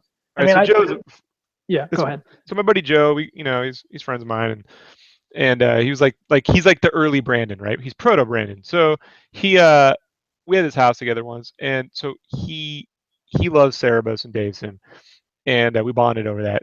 And so one day he's inking, right? And he's like, dude, I just don't know how to do this. So he looks in the back of a Cerebus comic, gets this aardvark number, calls it, and gets an Yeah. answer. He's like, yeah, is Dave there? And he's like, yeah, this is Dave, because aardvark is just Dave. He's like, Mhm. hey, so he just struck up and for 2 hours was on the phone getting inking tips from Dave Stim. Like, yeah, it was This is amazing. awesome. It's pretty awesome. Well, yeah, I mean, that's one thing I definitely do love about this industry is like the camaraderie and appreciation for other people's work. Like Right. you and I mean, like we got to know each other through our artwork, and I think that right there is so I think cool. you're the It's only person I've ever given free art to, too, by the way. I don't, I actually don't. Like, I'm like, I'm getting paid for everything. I'm not doing this. But I saw a lot of. There's a buddy, a friend of mine when I was growing up, towards my high school years. Let's say 90s, 95, 90. Yeah, around 94, 95. I met. He was the cousin of my girlfriend. His name's Adam, and he's in uh, gaming now. Like, he did the cover for Nintendo Power for Epic Mickey 2. So like yeah. he works Oh, in game. nice. Yeah, and I don't know, for some reason we parted ways. But he was a kid that I was like always anytime I went to his house, it was like I gotta go over there and here's how you could pump this up, pump that up, change this over here. And I just saw a lot of like you in like him, like the best parts. So I was like, hey, this kid reminds me of Adam. I'm like, this kid will probably end up running Aspen one day too. Like because you're a pretty personable guy. You get out there, you meet the dudes, stuff like that. I've Yeah. always sort of like hid in a way, like I wouldn't talk to them. I'd stand right outside and pay attention to what they were saying. You know what I mean? Yeah. Yeah.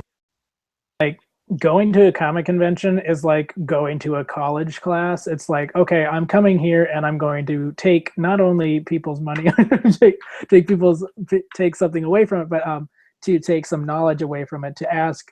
And this is what I suggest to like any of you guys who are watching is like if you can find find people who you can learn something from and just listen and learn and talk to them because that is where you're going to get really like that's how you're going to improve in your art. That's also how you're going to improve in your people skills and in business deals is learning as much as you can from all these different people you're going to meet at the conventions.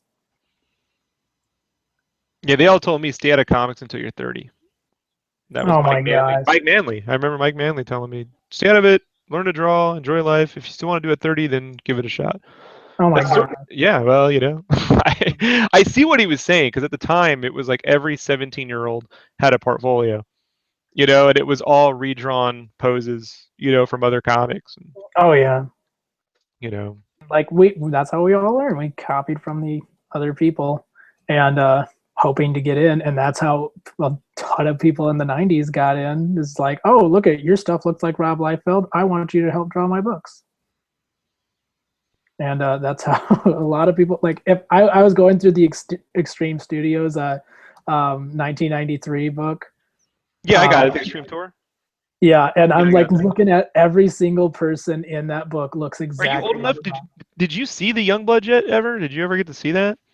I saw it in the documentary. I thought that was pretty cool. But I mean, like, I was born in '93 when all that was Okay, happening. right, right. Yeah, it was crazy to walk into because, like, at the time, like, you just go there and you're like, dude, there's a fucking jet. Like it was, I was like, I'd never seen anything like it. Like the first year I went to Comic Con, I've been wanting to go for years. Could never convince my father to let me go. First year I got him to let me go was '92. That was when the Batman Returns came out, right? Yeah. And I was like, Bob Kane, the guy who made Batman, is going to be there, Dad. I really want to go. So he's like, fine, we'll go down there. And we just showed up. Because Comic Con was still small. You could just show up and get Oh a yeah. pass. You just show up, park there, go in.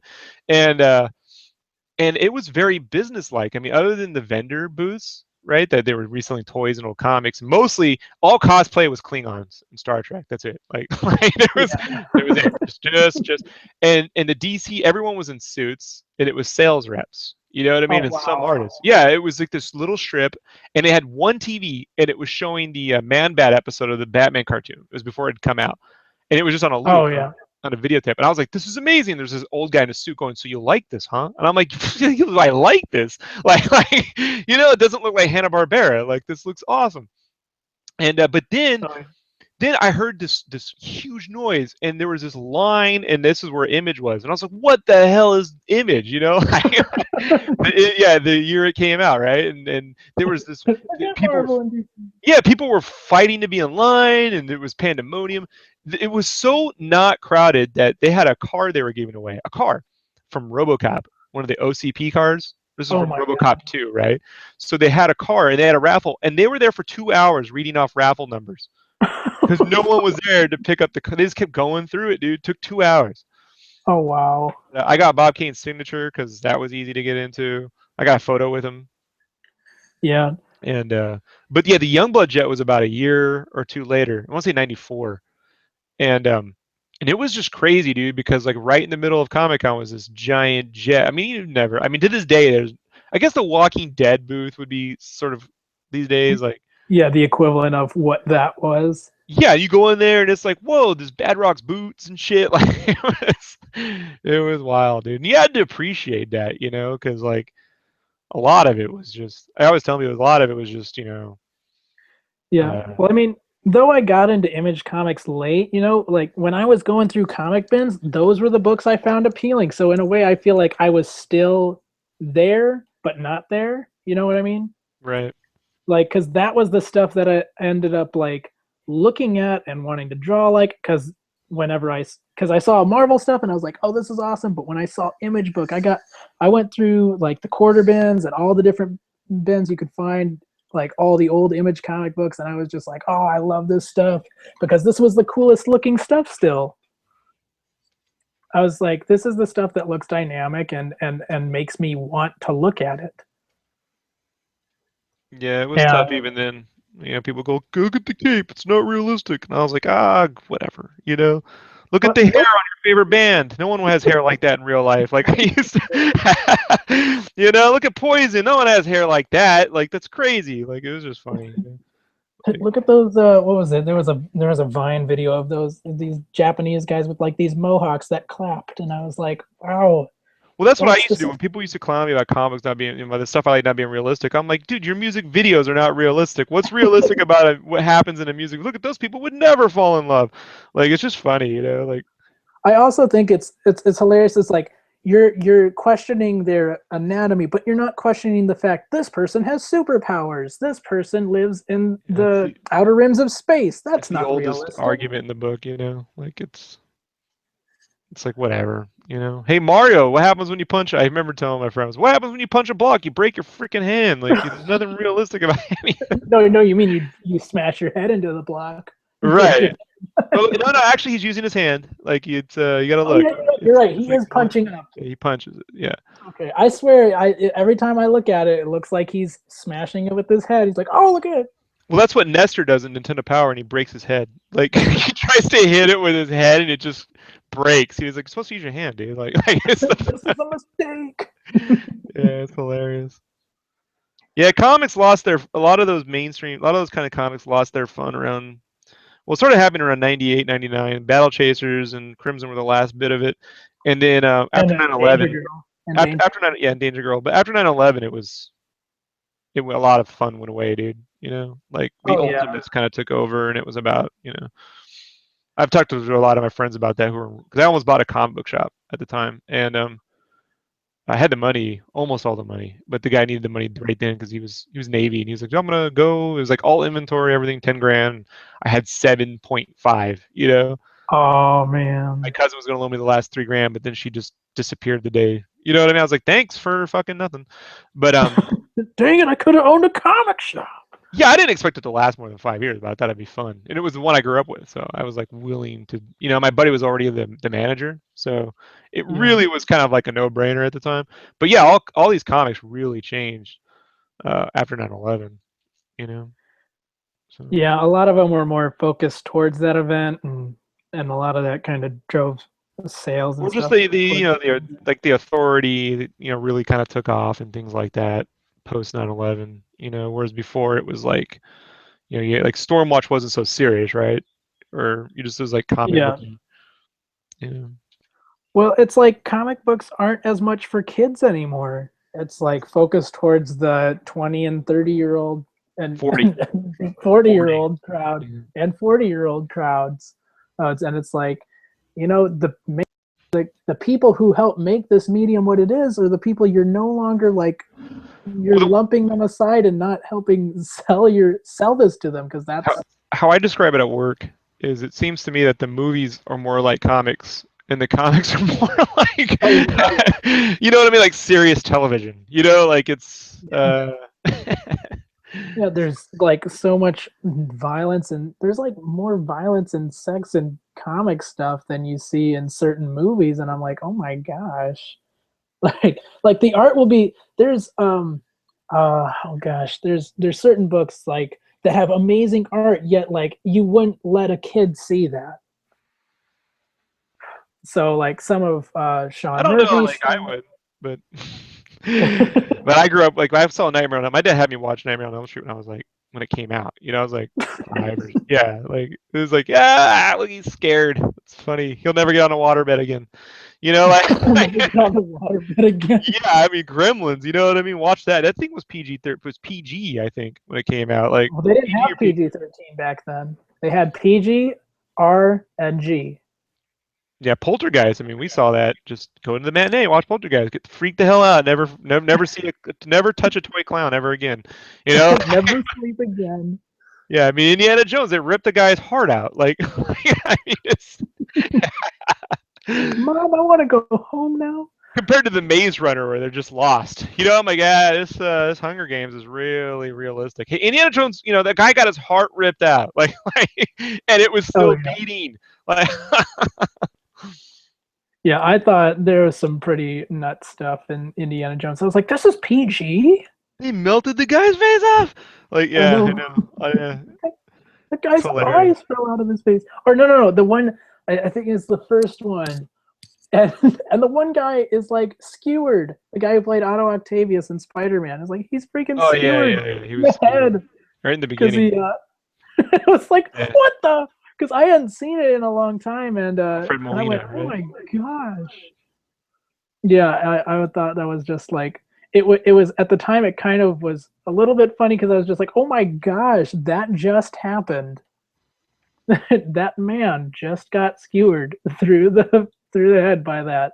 And Indiana Jones is like, oh, okay, and just takes the thing from him or whatever it was, the totem. Yeah. He's like, oh, So okay, he's skewered in the head. Move on. so I think this is enough to. It's not. I mean, I probably want to do one more little round of cleanup on the head. Well, I fix a lot of Well, perspective on the board, dude. Like a lot of it doesn't need to be 100% right. yeah. Well, it So looks fine to me. I mean, I don't see anything wrong with the perspective there.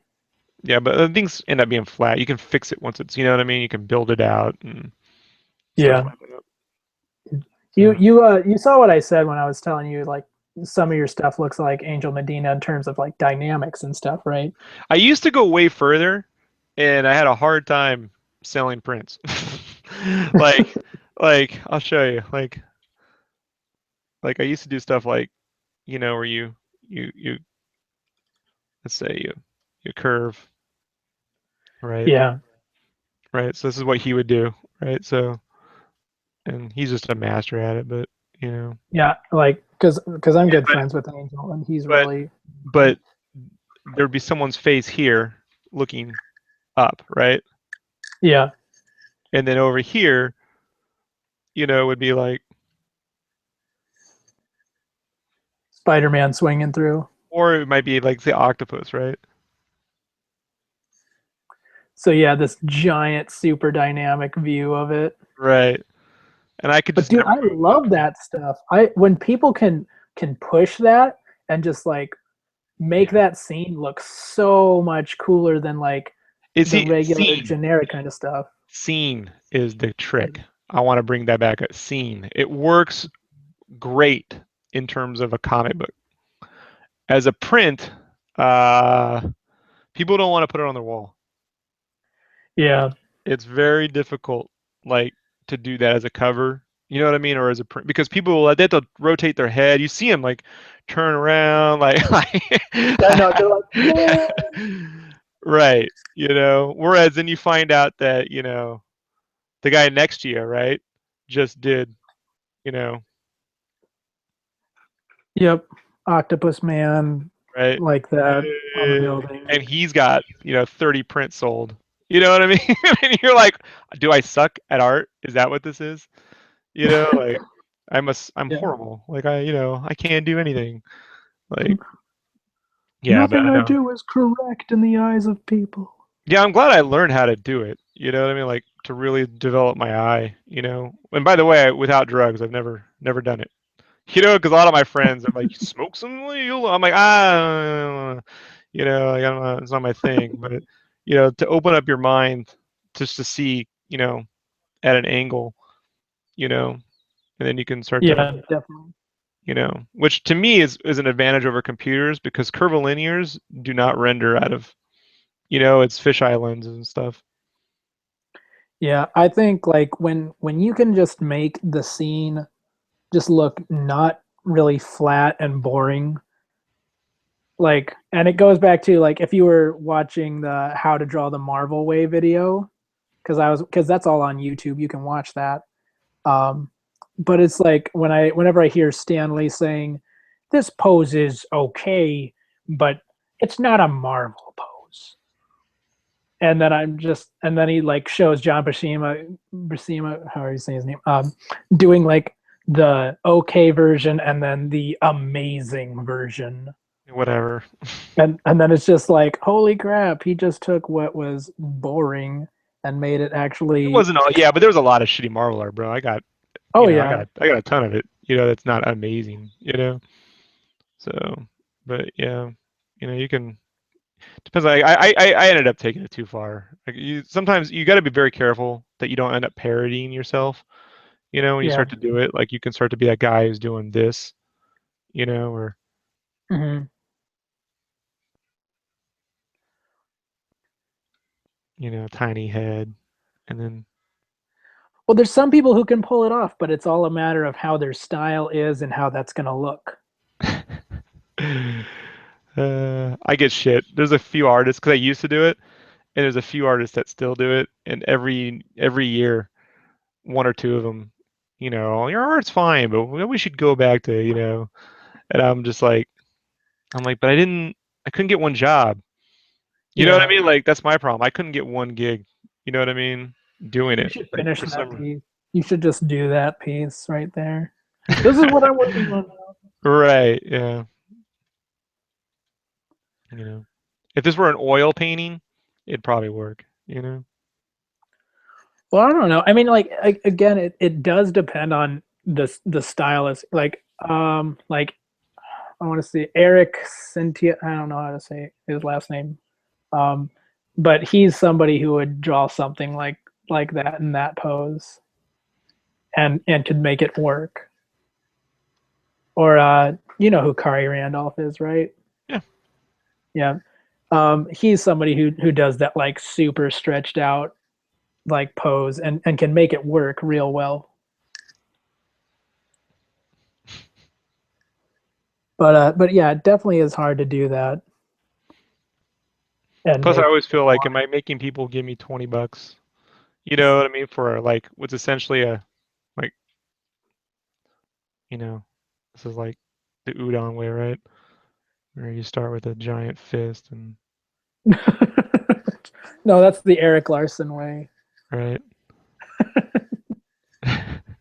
Massive fist, tiny body. Yeah, it's a Green Lantern, right? It's Savage Dragon with the Green Lantern. It's funny, fun with art. So yeah, Yeah. Dude, that piece is looking pretty sweet though. I love all the guns you've thrown on him. More thanks. pouches. I gotta make certain though that like there's a little fun in there too, you know, because I can endlessly You should draw that shit. you should throw like a pile of pouches on the counter. These were the ones that couldn't fit.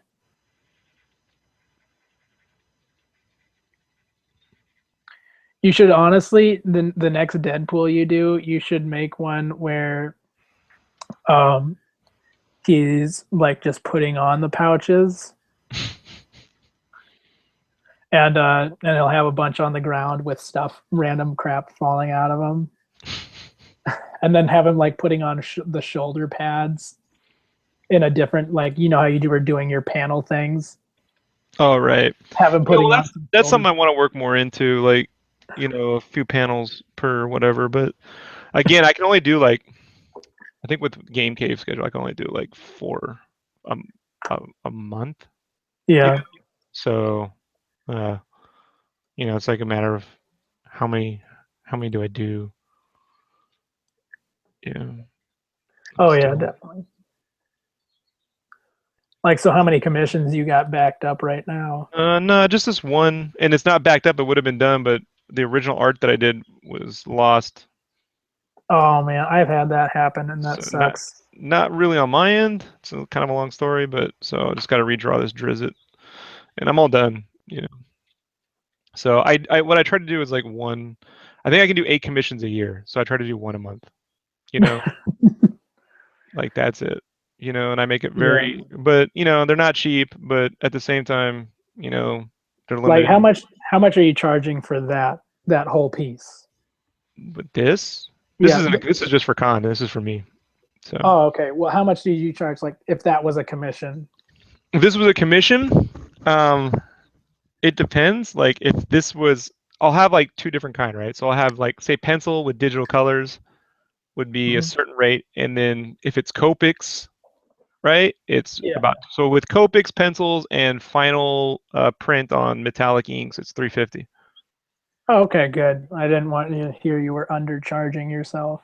No, no, no, no. I think for pencils, loose pencils, like the Batman one, for the Batman one with digital colors, it would be like maybe 275. You know what I mean? 250. Like I might come Yeah. down a little bit just for the Copics. But you get 3 pieces. So you get the pencils, inks, and then because I color a copy, so I print it out. You get the Copics, and then you get the final metallic print that's numbered 01 on it and signed. Yeah. And so you get the first run, and then so they get 3 pieces plus all the making of videos. Yeah, I've been trying to do more process video stuff, and I did one. I don't know if you saw it. It was one I took on my iPhone, the flash, or the reverse flash video. You know what? Because I have And 6,000 people, in my feed. Like I'm not seeing a lot of like, I see a lot of weird shit. Put it that way. You know what I mean? Like so, I'll try to make a better habit. I think if we chat more on Facebook, it'll show me your stuff more. You catch my drift? Like how that works. yeah, definitely. Yeah. So I'll check it out. I haven't seen it. No. But yeah, I made. I still gotta actually do the voiceover for the third video, the actual markers. Um, I just haven't had the time to actually just sit down and record the voiceover for it and do the little bit of edits I need to do on it. Um, but yeah, I would like to do like one where I can actually sit and have the camera on there. What kind of camera setup do you have for doing your live drawing on your It's a table? Logitech. It's duck. I have this table from IKEA, right? It's the IKEA drawing table. It's got like the sidebars and a shelf you put on top. So it's got a camera that faces down that's hooked up in the Yeah. computer. I actually have Oh, nice. two. So that's one there.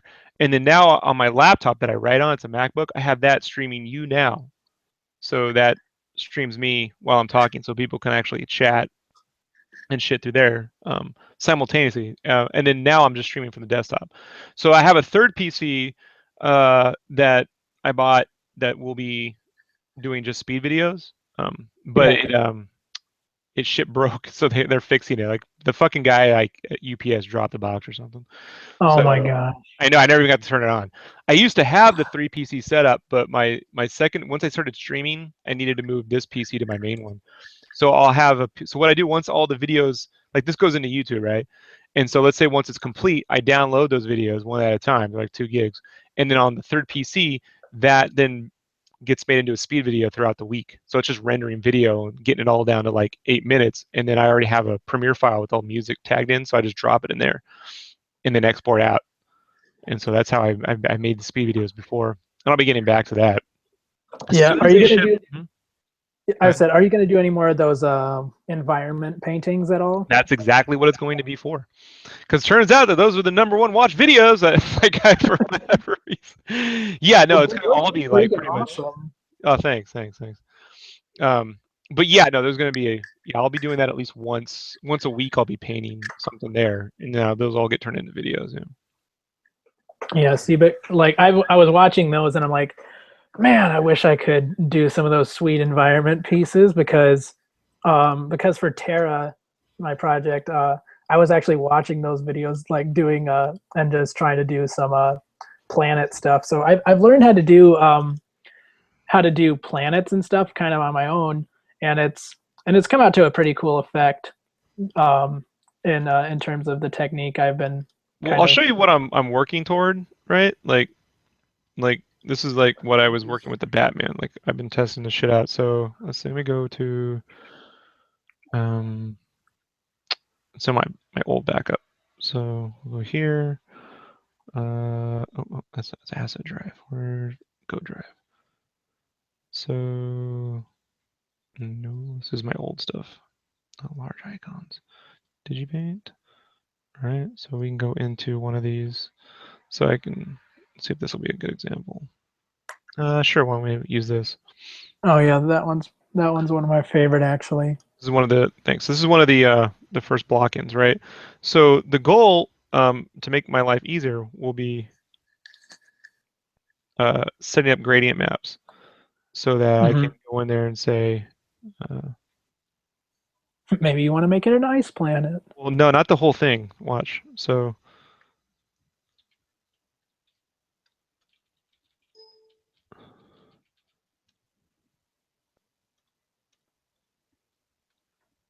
I don't think I've ever done gradient maps, probably because I don't know how. right, so I'll have water set up, right? So I can.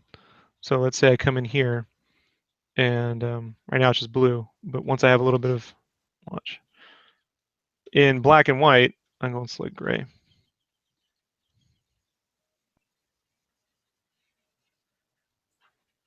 So it's set up so I'll show you. So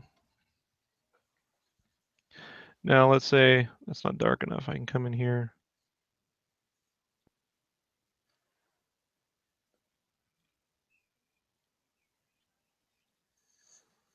And let's say I want it to be like lava, right? I Yeah. could flip it. And so then you start to build up a cadre of things like watch. Let's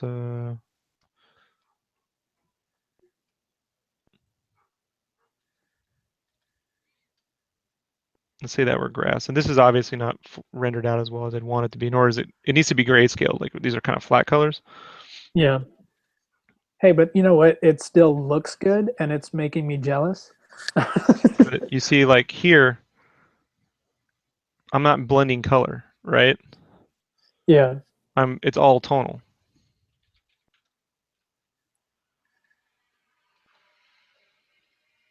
You know, and you can and so then you could start, I can go okay, and build, here's the grass, here's the color, here's this and that. And so I really only do this in black and white, then take my selections, drop in the gradient maps, you know, and let's say I want, here's what's really cool, right? So let's say this is a blue planet, right? Or let's say it's got earth tones, blue day tones, right? So that's not the best. Let's go this way. Okay, reverse.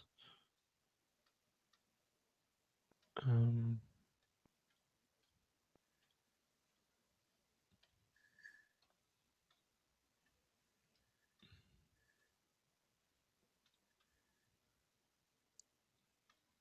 So let's just let's put this below, right?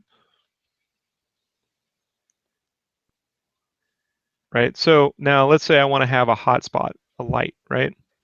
Hmm. So I'm going to create my hotspot light. And this is, let's see if I can, oh, I created an adjustment selective layer. I want gradient map. So I'll create the light. Let's say that's it, right?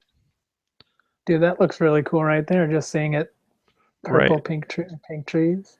So I can come over here.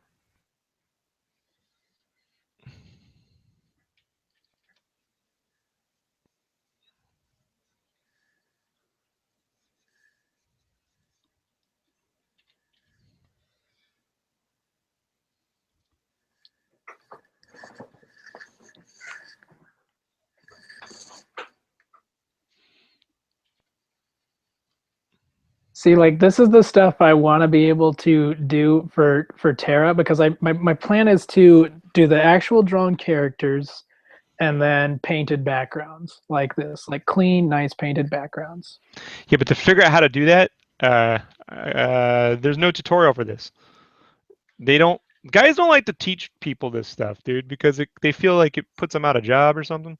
So like, yeah, so I've had to extrapolate it from like um loose conversations basically, you know? Because I mean, look, I know Yeah. a lot about Photoshop, but I don't use a ton of adjustment layers in my job, nor do I know how to use it for certain things. So once I learned how to do this, I was like, oh shucks, so I can go spend it like more than this. Say I spend 3 hours, doing a tonal drawing, and then if I have these consistent colors all the way through, it's a matter of making them, dropping them in there, and just adding them into my masks.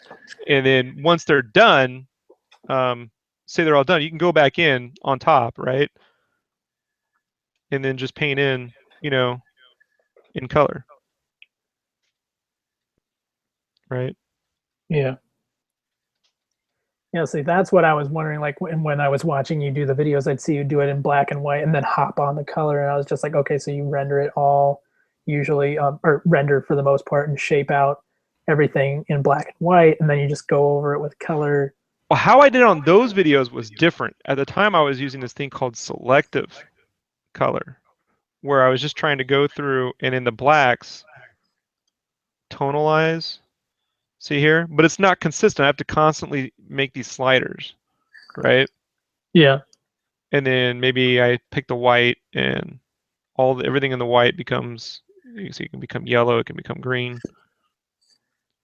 The advantage to gradient maps is see how pretty quickly, dude. Like, you know what I Yeah. mean? It's so what it's doing is it's taking this right here is white, this right here is black. You know? Yeah. So anything, and you can reverse it, like here, you know, either way. So it's automatically taking any highlight, receding thing, and then so you could have wood, you could have this, and it doesn't have to be like candy colors like this. You can, change it to an overlay, you can change it to multiply, or just even just take it and like what I found works really well too, like with the Batman piece, is that you start with an overall base color. Let's say Hmm. this planet is like this, right? And then you either set it to a multiply and you turn it low, or you just turn it normally, and you just turn the opacity, and this goes underneath it, right? So then these things Yeah. start to get built on top a little bit, like let me put it normal. And so then it's just a matter of, you got to use a little bit of light. See, so I got this cool color here in the shade, right? This warmer tone Yeah. right here, yeah. So, but boom, and that's how I'll get game cave done. Because that's why I started doing the landscapes. First of all, I knew I wanted to do game cave, but I'm like, dude, I can't. I don't know how to do landscape painting, and what I do know how to do will take forever. So like the Mario one, I manually painted every green, every shade, and that took like 6 hours to paint. And I'm like, that's too much, So I need to be able to get this down. If I spend 2 hours tonally, I want to spend 1 hour color, and in 3 hours be completely have a great piece, or 1 hour black and white, 1 hour color, Yeah. and have a great piece out of it. But I didn't know how to do this until now. So Yeah. Well, I mean, for me, everything I've learned from Photoshop is self-taught and watching like online tutorial stuff. But for the most part, like just messing around with it, learning new things. And like if I saw a technique that I maybe wanted to replicate, I found some way to do it that maybe isn't the same way that person approached it, but it got the same effect. So that's what I was going for. Here, hang on one second. mhm.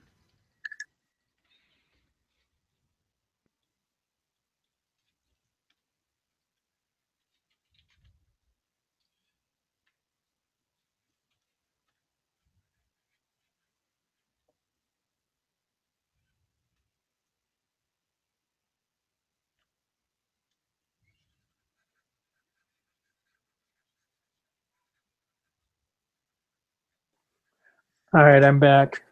Mhm. My brother had the AC on, and my legs are right next to the vent, so like my feet are freaking freezing. Oh, you have AC. I know. Thank goodness. But I mean, it's like not even hot in here, but I'm like frozen. I wanted to yell, "Turn the AC off," but I didn't want to have people hear me screaming into the mic. For all time to see. I know.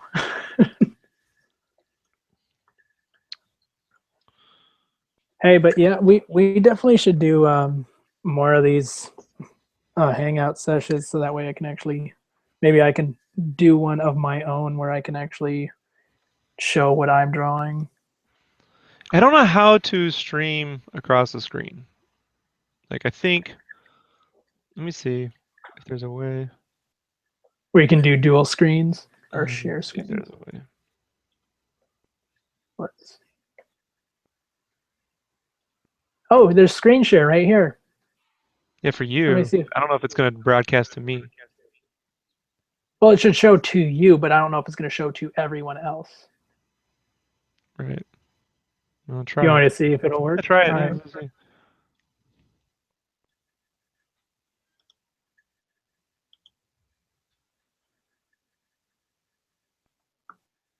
Because it should appear down here at the very least, right?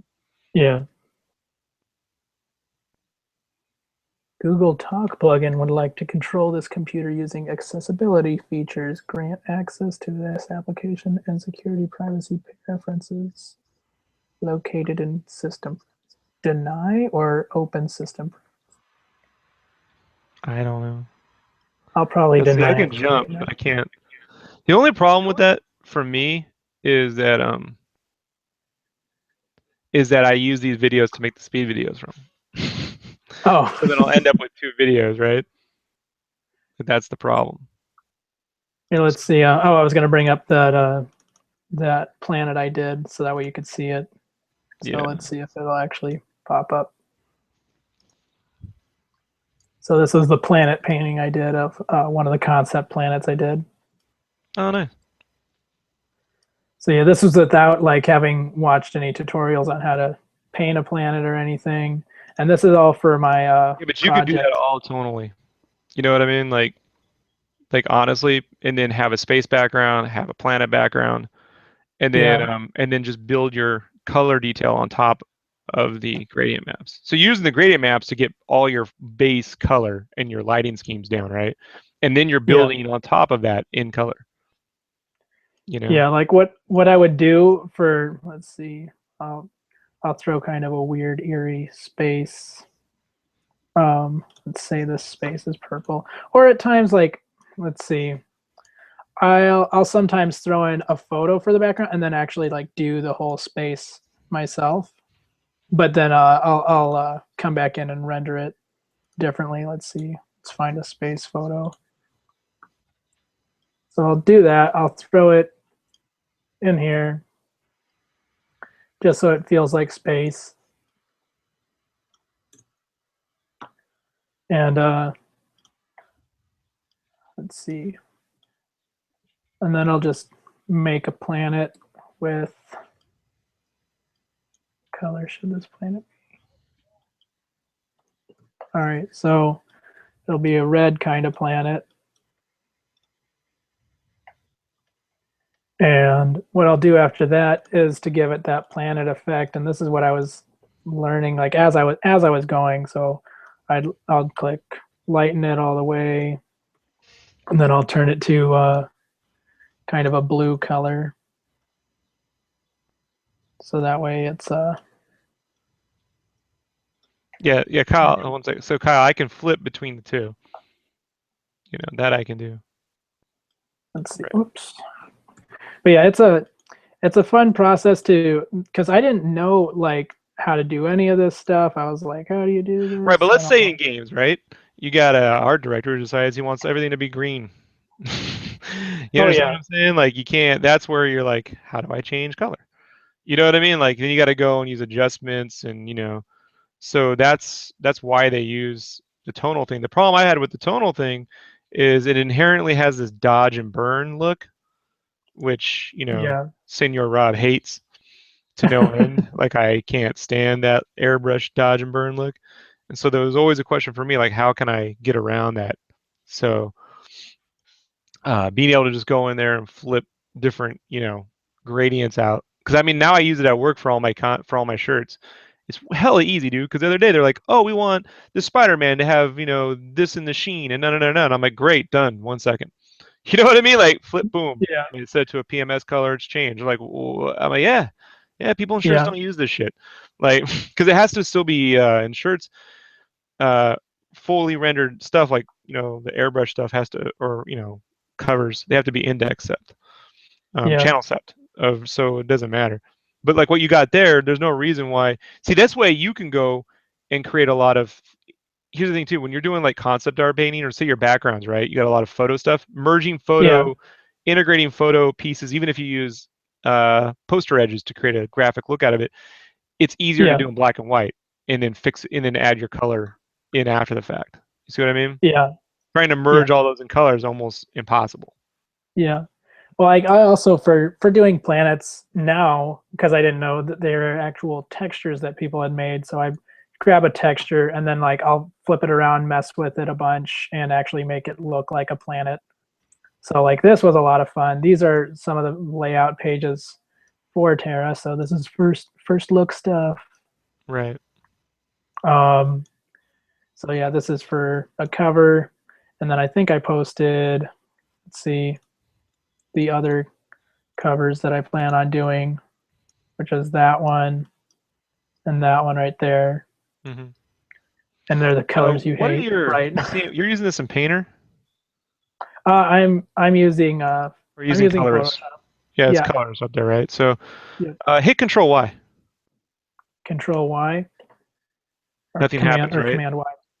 Yeah, so Command Y, you're on a Mac. So right. Yep, Command Y. Yep, something Yeah. happened. What are your CMYK profile settings? Is that what it just set it to? What you're doing right now is previewing CMYK, but I think you're defaulting to web, which is not what this is going to print out like. Like that right there is an unprintable color. So I made a video on this on how to set up your CMYK profile. So you work in RGB, you Yeah. preview in CMYK, but you can see accurately. Like I'll show you. So Here, let me if move I this go stuff out of the way. right, if I come to let me grab one of these. It's a good example. So I think this is not Okay, it. see, I didn't know what Command Y did. So let me get a good example. Uh, right. So this is RGB, right? Yep. This is previewing in CMYK. You see the difference?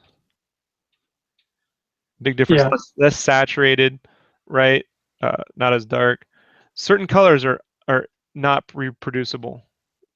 So like this is a popular color they like to use in games like Transistor, right? It looks like this. Looks brilliant, Yeah. right? But when you print it, oh my God, it looks like pea, like peas, like it's horrible. It doesn't, what do you do? But that's actually how it'll print. My printing profile is based off Brian Haberlin. Like he showed me this at Comic Yeah. Con once when I was younger and more adventurous. You go to color settings and you'll default to this swap. You set it to custom, Hmm. and then when you're in custom, you switch it to UCR, and this total ink limit's 280, and that's really important, especially when you go to print your books, because your books, most digital printers have an ink limit of 300%. Anything Hmm. beyond that, the pages buckle, the printing will jam. So you click it down to 280.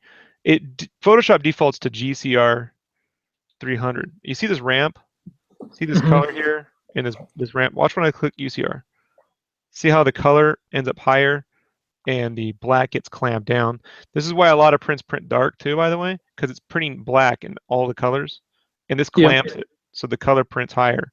You limit the total ink limit, the total ink set to 280. And then you click OK, and then Photoshop will like to forget this sometimes. So you got to make certain, that so you click OK. So I get to Yep. see how it'll actually print, and that's a pretty big difference, bro. You know. Yeah, it So does look like P. yeah. So then you have to find a color that actually, sometimes they're all in here that gets you closer to it. you know.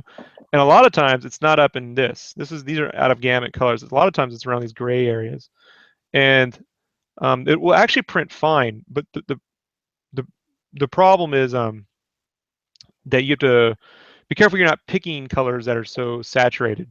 You know what I mean? Like, Yeah. and a lot of times saturation has to do with contrast. So, yeah, you could. This is bright, but only because it's next to this dark color. You know what I mean? Yeah. Like this now. You know what I mean? It looks Oh bright yeah. here, but it's dark here, right? Like bright here, dark here. So, but I would say like with whatever you're doing, make sure you're previewing properly. And that video's up in there if you really want the exact instructions. If you forget, but it really will, like, your stuff will print 10 times better. And then obviously when you get done and you convert to CMYK, right? Yep. Make sure you Well, select the true black. You know, by yeah. going to the Well, I mean, channels. for me, like, I have, for the guy who's been printing my stuff, everything has printed Yeah, but then pretty you much. do it yourself. You don't have to worry about some guy doing it for you. Super easy. Yeah. Just make sure you color range a black, and then fill it with 100% black. Like those two things, dude, like solve 98% of your problems. I'm telling you. A lot of people come to me now and go, "Thank you for the video, dude." Like, like I get people, I just did a Kickstarter, you saved my life. Like those two things solve 98% of your problems. And I Yeah. didn't With even know about the the ink limit until I started printing Game Fan. And I got these giant Heidelberg printers coming at me about you know, ink you're like, coverage. I didn't Yeah, know. yeah. So as you print books. But you should be previewing CMYK. So when people see your art on the internet, yeah, you're gonna miss some of those high-end digital super saturated colors. And maybe you still use them. You know, like once it's CMYK, you convert back to RGB, and so Yeah. you can then add in those saturated colors. And you just take the hit that when you go to print it, you're not gonna probably have that. But the rest of the image looks fine. The worst thing you can do, man, is people, get a print from you and they see it one way and it turns out another. Oh Or leave yeah. it to someone else to figure it out for you. Because pre-press, I mean, that's the whole reason why I even worked at a Kinko's or went to printing, was because I never wanted. I had some guy print out a Captain America and it ended up orange and purple. Like for Oh this exact reason. yeah. But Well, what happened with our printer one time, like, cause like I can see. I uh don't mean to cut you off, but you see all this right here, like the pink area around that planet. One, yeah. that's all out of gamut, and two, that's banding. So you see that white, and then there's that mid pink and that saturation. You can almost see the steps. So what I would do, one, is if you go into CMYK mode, or even convert to CMYK, you can start to create a couple duplicates and manually, yeah, see right there. Look at that. That's how it's going to print, and that's Well, trouble. it actually because I have it printed. Let's see how much it compares. He might have corrected it, but I would always do it yourself, man. You know. Yeah. Let's see. I mean, there's not a whole lot of difference from when it printed, but I'd have to look because I can't see hardly in the light I have. I need to turn on my lights. I'm in the dark. But yeah, I totally agree. Like, because there was a print I made of Batgirl and Spider Gwen, and I had kind of this really saturated gradient in the background. And when it printed, like the first version of the print printed just fine. Here, actually, I'll just bring it up. But the first version of the print printed just fine. But the second version printed really like kind of a muddy green, and I was like, that didn't come out like see like Yeah, that that right hit there. Control Y. Oh, come on, do it. Yeah, so it came out pretty There much you go. a little like this green right Now, but here. darker. Yeah, Yeah, came because it's out going to print 10% darker because like paper isn't. this. Yeah, well, because paper isn't backlit, so that's why a lot of people pick glossy paper, because glossy paper will reflect the light and make your stuff appear brighter than it actually is. But yeah, the way around that is, like, I could do it for you, but like like the trick is to train, like, so if you go back to your print, Oh yeah, here let me open back up. like there's just some all around good printing tips you can do when you go to print. One obviously is like, let's see if I print screen, hit new. I could probably do it right here. So I'll flip over to my screen really quick. So this is your piece right here. I hit Control Y. We could see it turns out to like milk toast, right? Oh, edit, redo, Control D. So let me actually move this into. We can go to an adjustment layer really quick. Pick the Mhm. greens. See if is it actually falling to green? So we can move it more into a yellow. Let's see. You can go to the only thing you can do with there is you can't add more saturation. You can add some yellow into it, right? Yeah. Or you can go to white, right? To a teal. See, that actually made it look a little bit better. So watch, I'll start to do that. Then try the cyans. So there's a lot of cyan in there. So you can shift that way. We can shift blue or more yellow.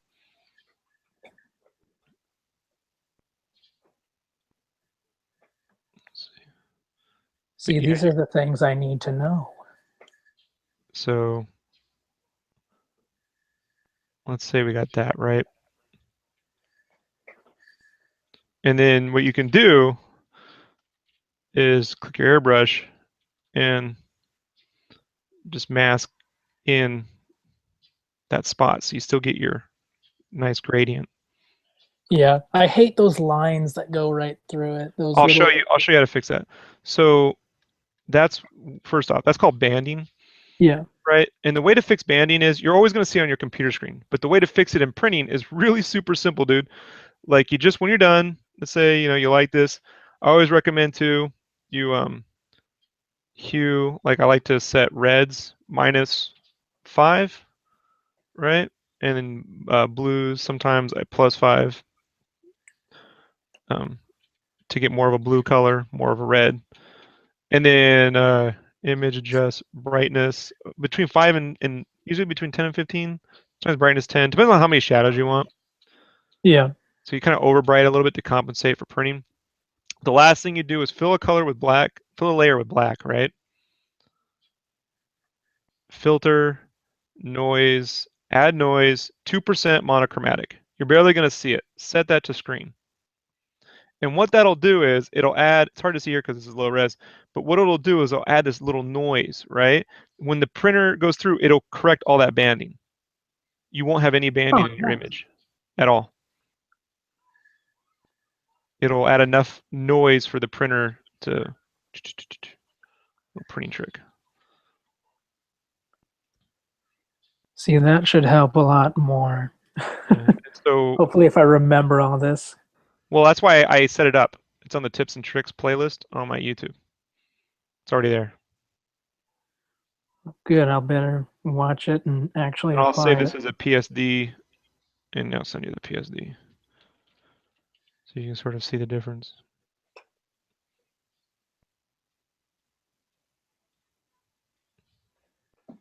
And that's an acceptable difference, versus just, I mean, because that's unprintable. Yeah. That right there looks great on a computer, you know.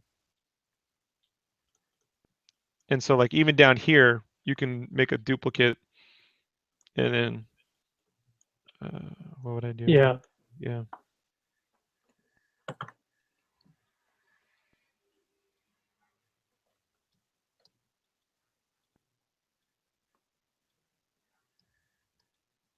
Where is it? Maybe I have to put it up here. There we go. The magenta.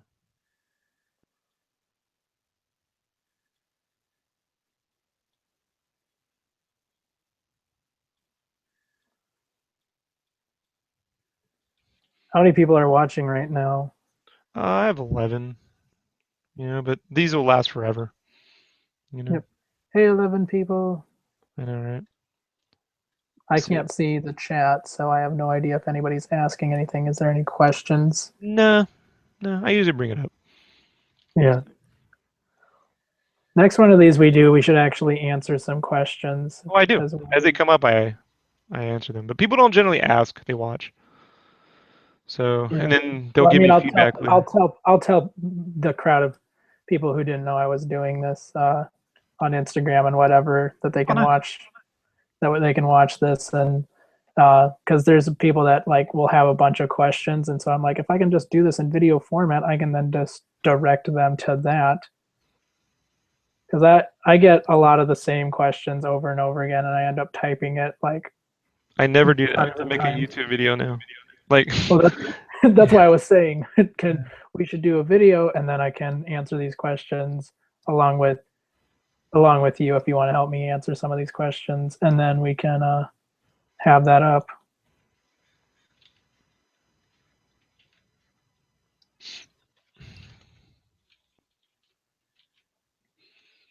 so I think that'll do it. I'm not certain. Are you making that a little cable doll? Uh, yeah.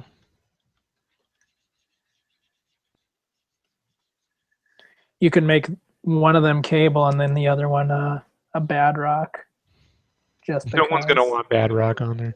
I wish, I wish I could do that. Or a shatter star, shatter star. Right. Or actually, no, domino. Put cable and domino right there. There you go. Perfect. That's the ticket right there.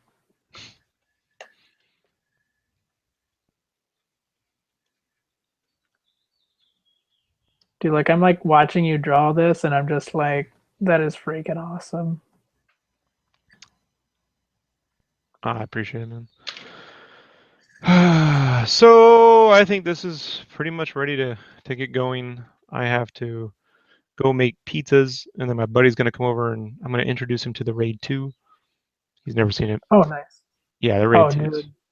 Yeah. Both are great movies. Oh, I know, right? But I try to get him to. I think he's supposed to watch Raid 1 before he comes over because we didn't have time for 2, and then I want to show him the sequel. But Oh yeah. man, the first one's my favorite, dude. I See, I like them remember both seeing for it. different reasons, right? Like the first one, I love the setup, but the second one has so many sequences that dude, I just don't even know how they did some of it. You know what I mean? Like the whole when they're in the cars and then they hand like the camera goes out the car, into the car, back out the car. Like, I'm Oh like, yeah, I was like, yeah. how the heck did you film that? Right. I just want to know how they made it. Like how did they? Yeah, but the Raid and the Raid 2 are, they're freaking awesome. So Joey, where can people find you on the internet? You guys can find me on DeviantArt. My DeviantArt name is joeyvasquez.deviantart.com. And Instagram, I'm SpiderFreak818 on there. And my Facebook fan page, The Art of Joey Vasquez. Super awesome. As always, folks, you can find me at sketchcraft.com, CRAFT, like Minecraft, sketchcraft.com. I will see you all later. I got to work on Game Cam tonight if I have any time. All right, Joey, thanks for hanging out, and let's do it again, huh? Yep, awesome, no problem. Thanks for having me. Anytime. Later.